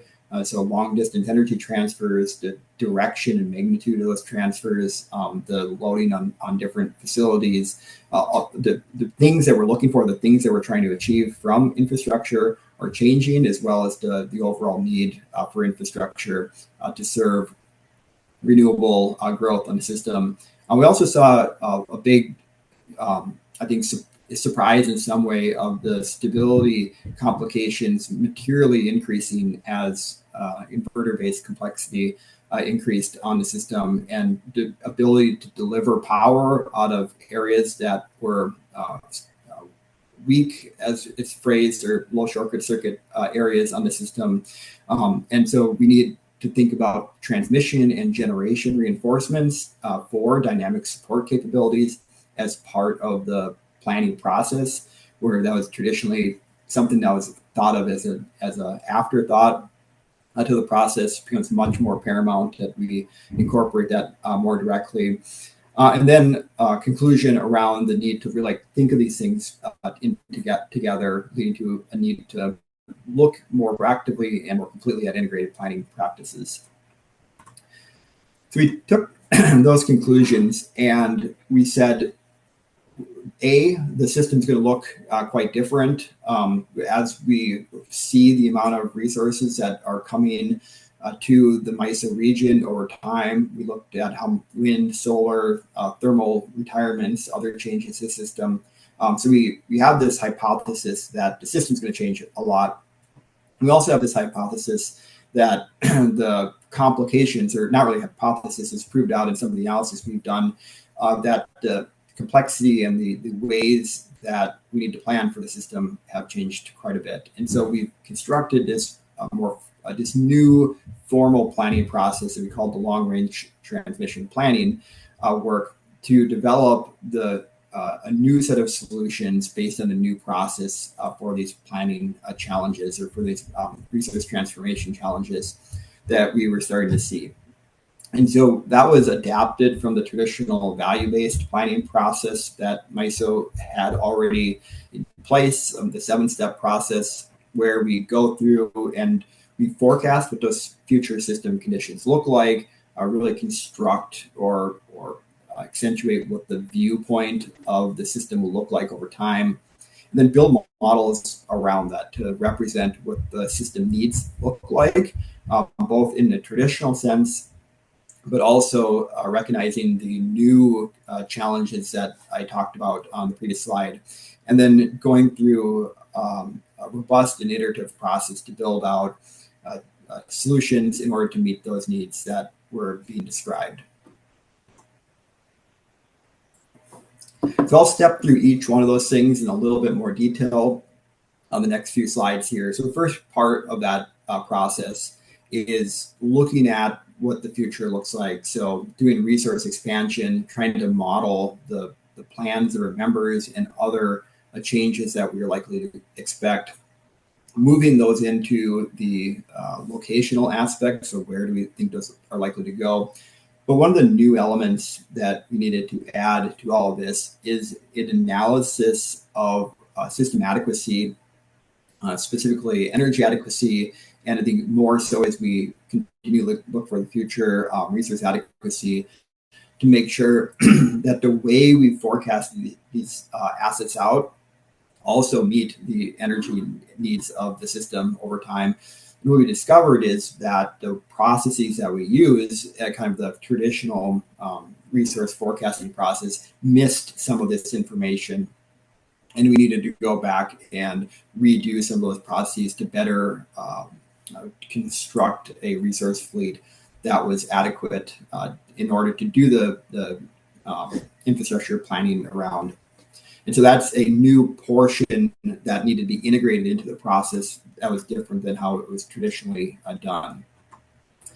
Another portion of this, when we look at economic modeling or kind of operational modeling, part of the transmission planning process, is that we go through and we build our operational models based on these future system views that I talked about, but we integrated in based on other analysis, other parts of the integrated planning process. For instance, we instituted gas modeling capabilities in here. So the gas pipeline competition model, GPCM, as highlighted on here, was integrated after the recognition that there's a big interdependency between the gas and power systems, and that it's necessary to do some level of gas system modeling to understand how constraints or limitations or changes on the gas side will impact the dispatch and production of power on the electric side. And so that got integrated into the process here. Also, as I talked about in the previous slide, I'll touch on this in the next slide too, is the dispatch that we're seeing out of the models here, inspecting how we expect the system to perform over time, and using that to inform the system conditions that we use for the reliability analysis. Traditionally, we had a very structured process for how we construct our reliability analysis that was not necessarily informed by the specific system conditions that we're forecasting out into the future. And so we create this linkage between our operational modeling and our reliability modeling to be able to bridge those two different silos. It's not necessarily to fully integrate them, but to bridge them in a way that was meaningful, but to maintain a reduction in complexity between the two of them. So moving on to the reliability analysis portion of the process. So we look at these future system conditions to really understand how the system might change over time, but also how the system will operate and the reliability implications of that. And so in order to do that, we looked at different models or different system conditions. So as described in here, summer peak and winter peak, but also light load and average load conditions. And that's really because the times when the power or the transmission system is the most stressed is dependent on various dispatch conditions of the system, and wind and solar are time dependent, have time dependent dispatch characteristics, unlike traditional fossil resources. And so we needed to construct scenarios around the performance of the assets that we are expecting to see on the system, not just the assets that we've historically had on the system. And so really looking at understanding that linkage between how resource dispatch will play out from operations and bringing that into the reliability analysis.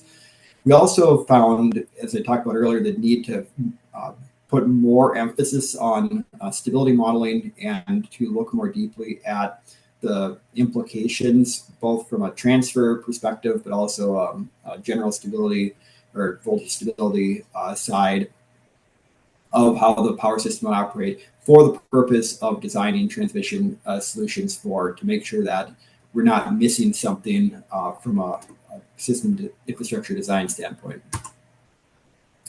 So this all led together into a process where we started iterating on transmission proposals, bringing forward conceptual ideas, working through the engineering analysis that I've described in the previous slides, and getting ideas and input from our stakeholders to build out a plan that met the needs of the power system as it evolves through these integrated connections that we've kind of built out or found important for the evolving transmission planning practices going forward.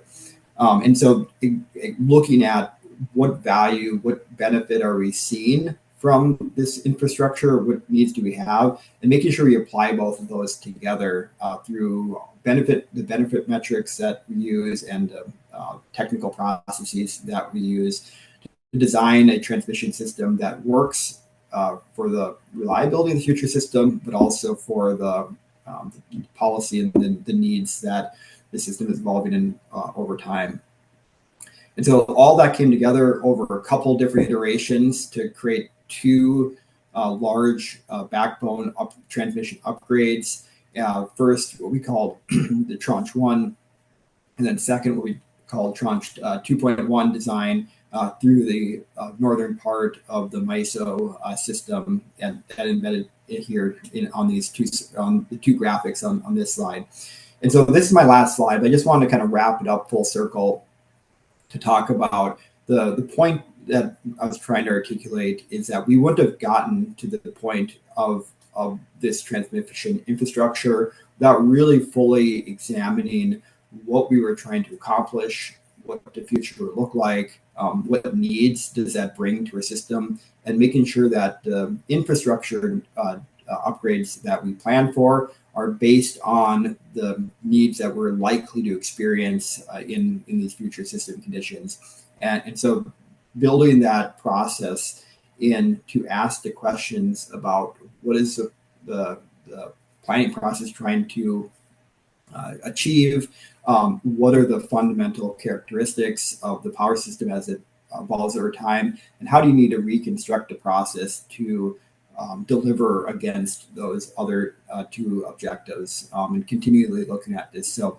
as we look forward, we're continuing to do research into how the system will likely evolve and what needs will it bring, so that our formal planning practices can bring to us the solutions that are best able to meet those needs. So I'm going to stop sharing. We have a few minutes left here to take a few questions. Sure. Thank you so much, Jordan. That was a nice, thoughtful way of considering how integrated planning works in a multi-state ISO, and just sort of, we're never going to get to the supermodel, so how do we work at the seams between all of these different domains, I think is really important. So does anyone have a question for Jordan? There aren't any in the Q&A box, but I'll just see if anyone has a question. All right. Okay. Malusi Neoni asks, what is step 1 on slide 6? Jordan, are you able to pull up your slides again? Yeah, let me share again. Okay. She wants to know, how do you know the location of resources since this siting comes from developers? Yeah, so the way we do it in MISO is we try to do a set of independent but stakeholder informed forecasts to base our planning practices around. And so first we start with imagining plausible future conditions that we call future scenarios. And then we work to break down where we think those forecasted resources would go in the transmission system. And we do that based on a process where we look at the development activity that's occurring in our region. We forecast out where we think future development activity will likely take place based on the infrastructure constraints of the system, or places where they have good solar and wind resources, or where the locational need is, or where there's gas pipeline infrastructure. So we have a pretty detailed process for how we build out that locational element to site the technologies into the power system models that we have. But then we publish that all and we ask for feedback on, does that make sense? Are there things that we've put there that our members or stakeholders think are unrealistic? So we ask for people to provide feedback on moving things around or shifting it. And so it really is meant to be an iterative and collaborative process to build out that scenario, because what we know is that developers are not, there's not enough activity 20 years in the future, and the infrastructure, on the transmission infrastructure horizon, there's a different level of foresight between the different activities. And so we need to bring that all together to try to take the information we get from developers, but really think farther than where they're focused on at the moment. Great, thanks, Jordan. Are there any other questions for Jordan? If there are, please type them into the chat or the Q&A box. Let me just ask Jessica, do you know, were you able to do the breakouts, or can we not do breakouts? No, I think if we can just do like a regular Q&A. Okay. All right, so I guess why don't the rest of the panelists bring on their screens, and we do have more Q&A that's in the Q&A box that all right, so let me just announce to the participants, we had planned to do breakout rooms with each presenter in a breakout room where you could ask your questions. We aren't able to get the breakout rooms set up. There's some setting that isn't working properly. So we are going to ask folks, instead of doing the breakout rooms, that we'll just have an open Q&A. And if you do have any questions, you can type them into the Q&A box. You can also raise your hand. Just let us know. But I'm going to go through some of the questions that did come in the Q&A that we didn't get to previously. So one from Chuck Kuchar, and this was for, I think, Brenda and Zach, maybe. You had an interesting slide of the electricity consumption of a current home and that of a future home with rooftop PV, showing a tripling of the consumption peak. And he asks, how will the utility peak compare to the home consumption peak? And to what extent can home battery storage, either a home battery or a large EV battery with vehicle-to-home capability, and load shifting with home management energy systems and ground-coupled heat pumps for new neighborhoods, to what extent can all of that reduce the utility peak? Yeah, I'm happy to take that one. It's a good question.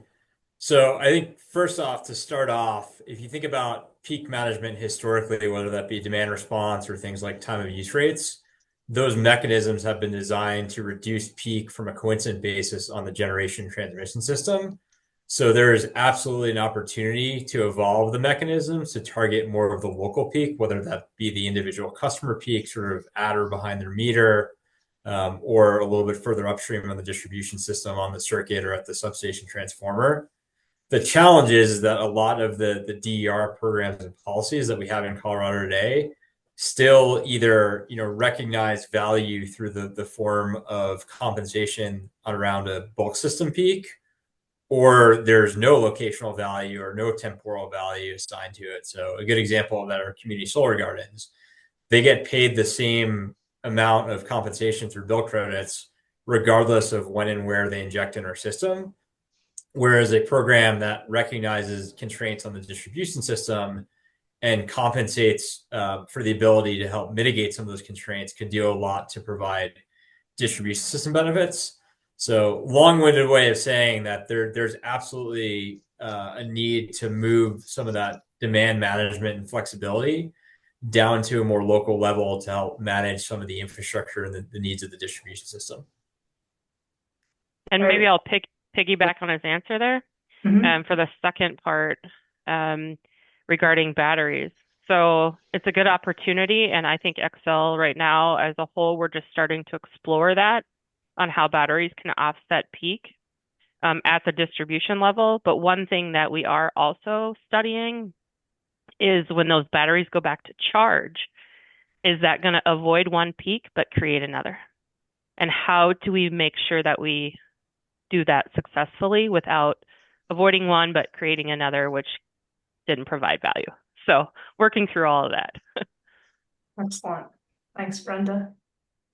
I have a question for Neil. This is from Chuck Kuchar. He said, renewable energy opponents have blamed solar and wind for high California electricity prices. Yet solar and wind usually represent the lowest bids for new generation, even when including battery storage. So what are the reasons for California's high electricity prices? All right, that's a big one. Well, and I'm glad there was nothing leading in the question. Now, I think at first, so there's a lot of that I can't talk about. I'm not really in a position to talk about at the ISO. The overall resource planning and the cost of electricity is a huge issue that the state agencies are looking at.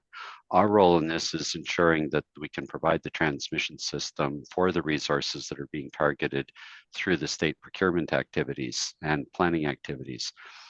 I do want to emphasize, though, that the solar and storage combination has been extremely effective at helping meet our very high peak demands that are driven by high heat events, high temperature events in the summer.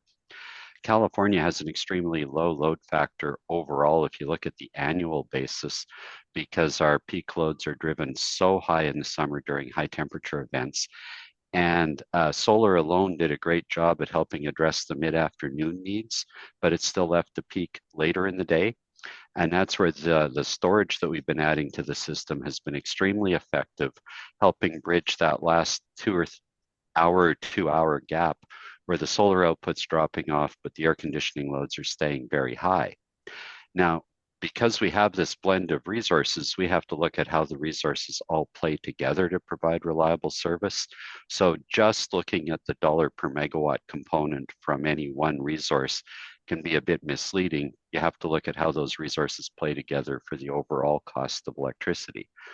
Now, as I mentioned, we've had to add a lot of resources over the last 4 years that are new, and those new resources, of course, are coming in at new prices because of load growth, and we have had other older resources dropping off.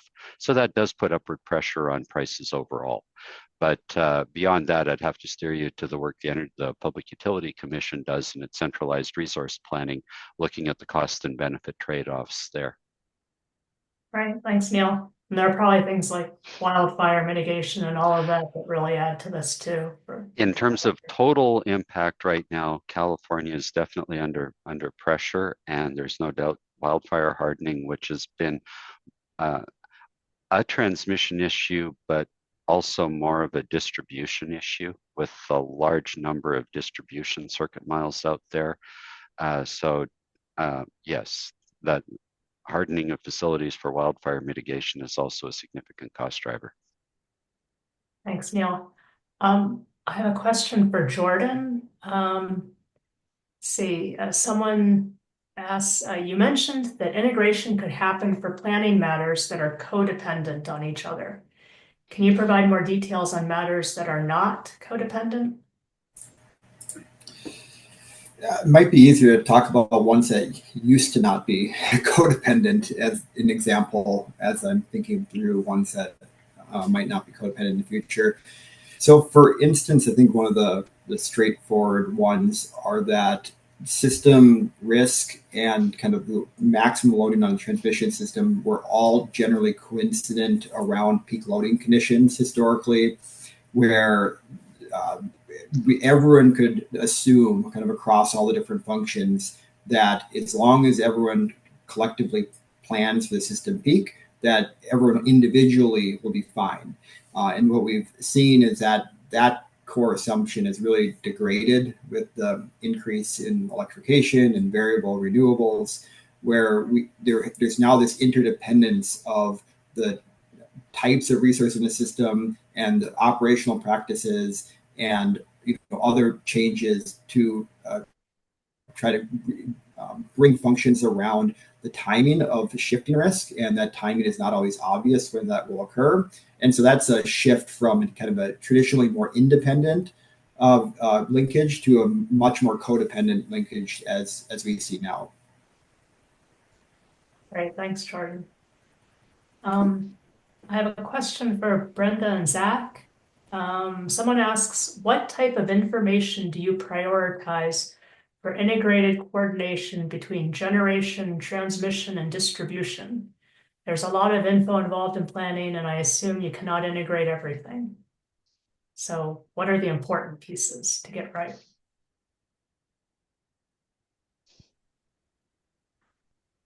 Ooh, that's a good question. I would say, like, high level, we do try to incorporate everything, but the things to get right is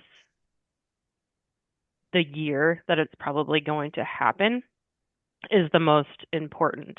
So marrying a distribution forecast then to a transmission forecast, which at Xcel Energy, we're not the only transmission customer. We have transmission customers, we have co-ops, we serve a plethora of other people on our system. And so marrying all of those years together is probably one of the most important things. Yeah, I'll add to that and just add another couple points there. Location is definitely important. One of the challenges we have sometimes is that having accurate GIS records, oftentimes it starts with our workers or our contractors in the field entering information that needs to be accurate so that we can use it for that very locationally specific planning, whether it's on the gas system or the distribution system. That's pretty critical. But in recognition of the sort of the underlying point of the question, Xcel is in the process of going through an enterprise data initiative where we're bringing a lot of the commonly accessed data into a centralized data platform called Databricks so that it promotes better access and facilitation use of that data across the entire enterprise and not in those silos that it may have resided in historically. Excellent, thanks, Zach and Brenda. I've got a question for Neil. This is from Chuck Kuchar. I've read that California has a total annual solar curtailment of 15%. Is that accurate? And are there efforts to encourage things like daytime charging of EVs to reduce the curtailment? Well, I don't know. I wouldn't confirm a particular number without double checking right now, to be blunt, just because it depends if you're looking at annual or in particular months.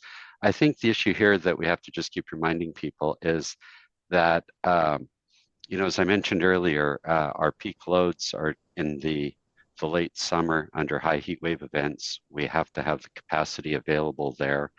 That when the Public Utilities Commission is looking at the overall resource blend over an entire year, you're looking at what provides the lowest cost to serve over the entire year. Now, that does mean there are times when the solar and storage combination that provides value over the whole year means you may end up with more solar energy available in some months than you actually have use for. And some level of curtailment, if there isn't another use for that energy, it's going to be curtailed. Now, some of our neighbors have made good use of exporting those surpluses or finding some in-state load, finding other uses rather than having to curtail. And that's a good thing. And storage is also helping us move some of that energy around. So, but I do need to be clear that the resource planning is looking at what provides the lowest cost service over an entire year.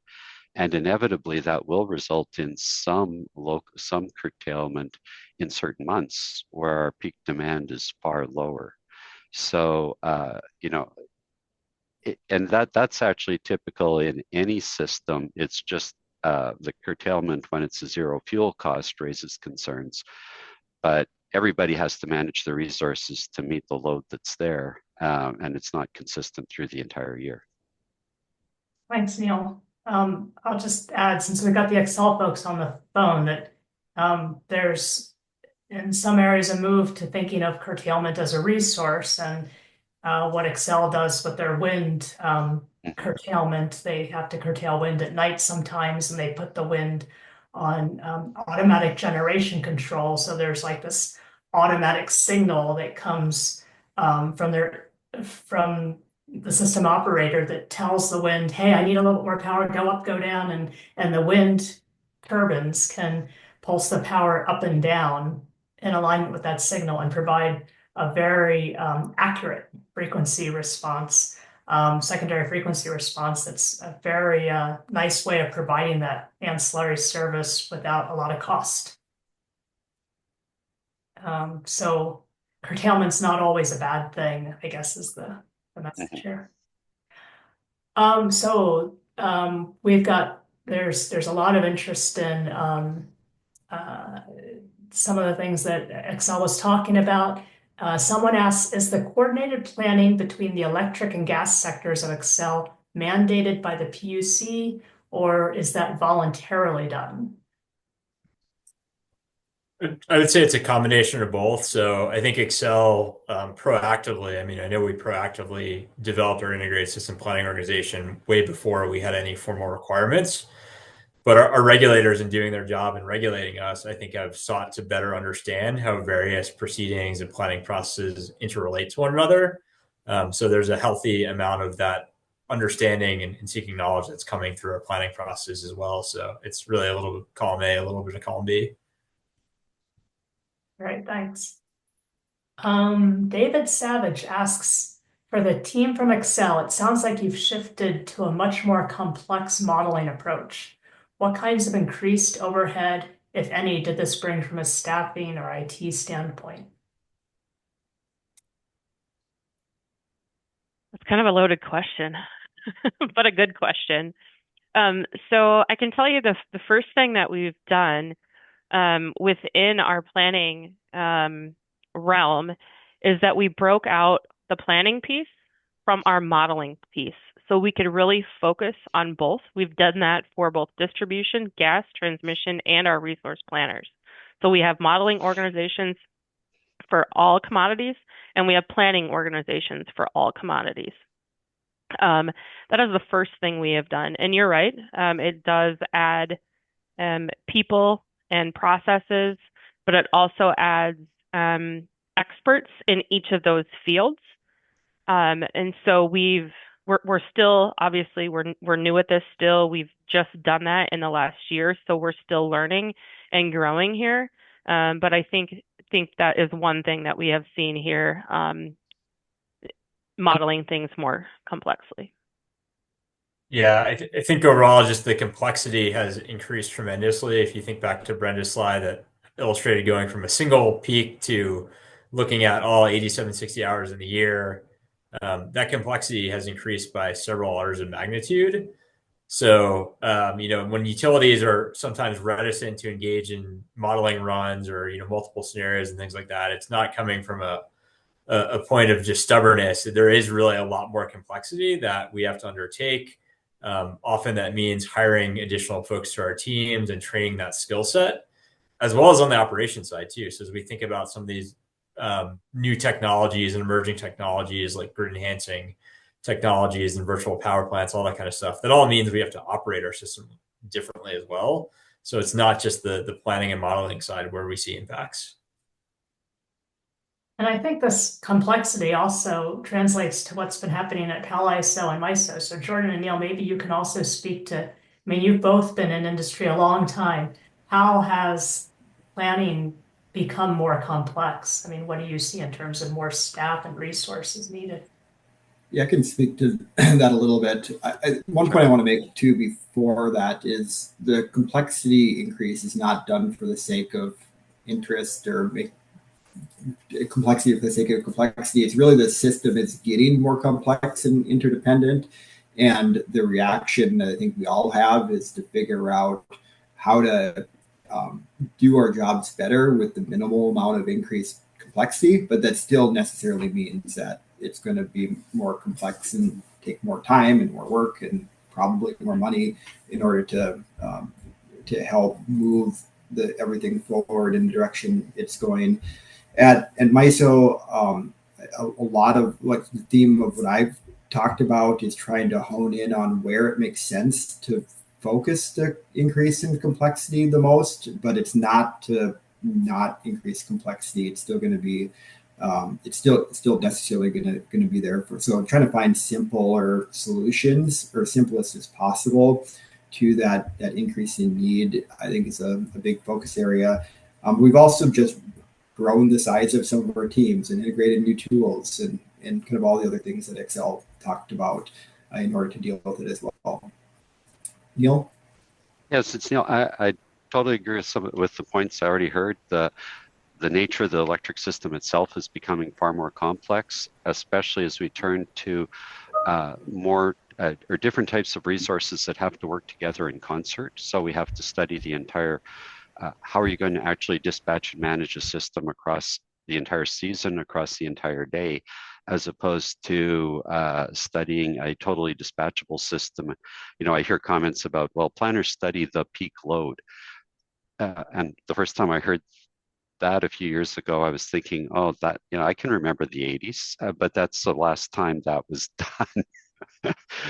I don't remember the 80s well, but I still remember the 80s. So the system is much more complex. We require much more detailed analysis, not just, it's all more complicated. The tools we're making available, grid enhancing technologies are providing additional benefits, but additional complexities. The resources are more complex.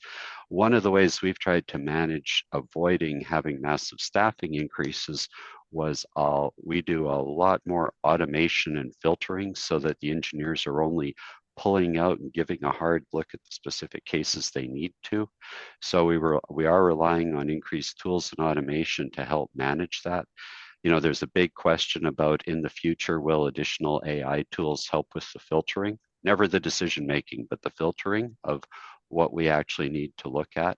But to this point, it's been more automation, not so much AI.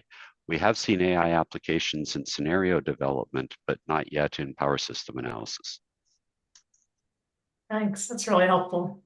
So Quentin G asks, a load at EV fast charging sites can be incredibly spiky, but load requests for them can be quite high. What opportunities do you see for helping to effectively manage this load while avoiding potentially unnecessary upgrades or energization delays? Yeah, it's a great question. Sort of drawing on a similar thread. I think curtailment is not a dirty word or a four-letter word. This is actually another great example where introducing strategic curtailment through more sophisticated study of loads can actually be something that reduces costs and infrastructure impacts for the customer. So most loads and generation that's connected to distribution today is studied using a very deterministic view, where you sort of look at the worst case conditions, even if they only may occur for a few hours out of the year. We're looking at use cases right now for a piece of software called Distributed Energy Resource Management, or DERMS, to be able to study those loads in more detail. And then given spiky loads like DC fast charging, being able to strategically curtail in the hours where the loads may be the peakiest, but may not necessarily require firm service. And that can help reduce those infrastructure impacts and also result in cost savings for the customer, as well as potentially being able to bring that load on faster. I think that's a really good answer. I would also say that some customers, it depends on their needs. So we have several, airports throughout our service territory, and they've told us that when they move to all electric vehicles at the airport, they will plug them all in at night, and they will use them all during the day. We also have other customers where that's their same business model. And so we are also working with customers on their business models if they can do that. And if they can't, then we forecast and build appropriately. But Zach's right, it's trying to find that happy medium depending on the customer's needs. Neil, I'm wondering if you have anything on your end that you're seeing at CAISO, especially since you have time of use rates, you might see spikiness with EVs. And yes, sure, I'd be happy to jump in. This is an area I'd say I and my group are kind of responsible for doing what's left after all the other measures worked. But we're huge fans at the ISO of additional demand response, not just from a longer term time of use structure, but also in real time. So the better we can send price signals to consumers so that they're not charging when you're in the middle of a really bad hour or a bad time on the system, tremendously useful. And we believe that, the either through pre-programmed events or in response to real-time conditions, that there should be a lot of opportunity there. Like I said, that's not an area that I and my team are devoted to, but we are aware of those interests, as well as with the Energy Commission and the Public Utilities Commission. Overall cost and affordability is a huge issue in California. It's going to be a major push on examining where we're spending money. It's because we need to, or because it provides overall benefits in other areas. So demand side management, we would far sooner the customers are responding to the signals, making the choices based on good economics, as opposed to us having to force the decisions through system-wide curtailment or control. That's helpful. Thank you. Here's a question for everyone. Can you tell us more about the linkage between generation planning and transmission planning? Would there be any process where transmission expansion costs would be considered in the generation planning as to minimize the global system cost? It's Neil here. I want to jump in right off the bat on that. In our situation, it is. When the Public Utilities Commission is doing their resource planning and producing the resource portfolios that we will consider in the next cycle, we provide information that we have posted. It's publicly available on the information we're providing to them on transmission costs, so that they can take that information into account when they're comparing the benefits of accessing different resource basins, not just the cost of the resources in those areas, but what are reasonable estimates. It can't be 100% precise, but reasonable estimates for the transmission that it would take to access those resource basins. Thanks, Neil. Anyone else want to? I can try a little bit from the multi-state perspective. So this is a kind of a particular challenge, I think, in the larger multi-state regions, because there's so many different points of view and policies to go into it, and you can't have quite the same relationship that Neil described with one entity on both sides of the equation. And so part of what we try to do is build our forecasts, that our generation forecasts, to be informed by what our members are planning to do and what the state policies say, to inform the transmission planning. And then on the other side, do kind of forecasting of where we think transmission planning is going to go and where we think resource planning is going to go, to feedback in to inform the generation decisions that our individual members are going to make. And so a lot of this is about information transparency and providing metrics and data to inform those decisions, rather than actually a fully coordinated process. So it's more of a loosely coupled process through information development and studies and other things to help all the individual entities in our multi-state region make better individual decisions. Great, thanks, Jordan. Someone asks, across your various jurisdictions, are there data-related challenges with integrating DERs in planning? For example, you may not know if a customer installs PV or batteries. Do you have advice for addressing these challenges?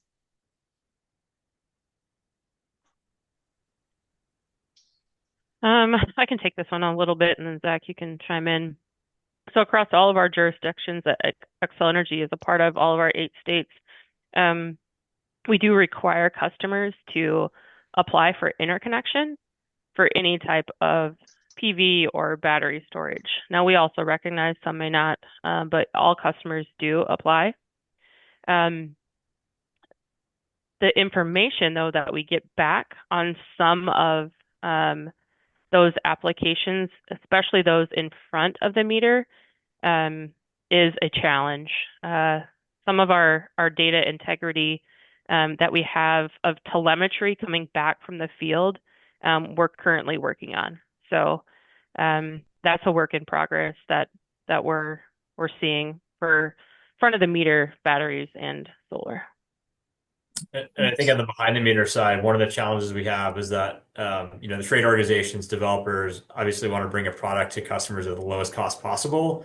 So in some cases, that's meant reducing things like production meters that give us better visibility and insight into how individual resources are performing behind a single customer meter, which as the system gets more complex, makes it really challenging to understand the planning impact.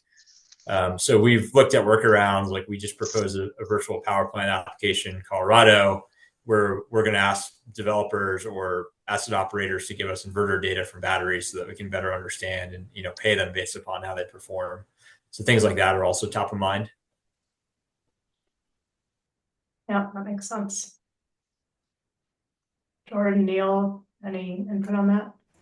I don't have too much advice besides highlighting the importance of the issue and recognizing the need to try to separate out, what's in load, what's the resource, how are they going to perform differently from each other. Make sure you track the relevant information through the downstream processes that use it. And so if you have a load forecast, being able to separate out how much DER is and where it's at on the system. And so we spend a lot of time trying to keep track of that stuff, but we also realize that the data we have isn't so great.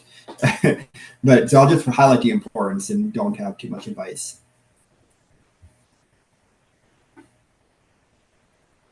Let's see. Malusi Neoni asks from the Xcel speakers, what level of residential AMI penetration is optimum so that utilities are comfortable with using AMI data load profiles for bottom-up load forecasting?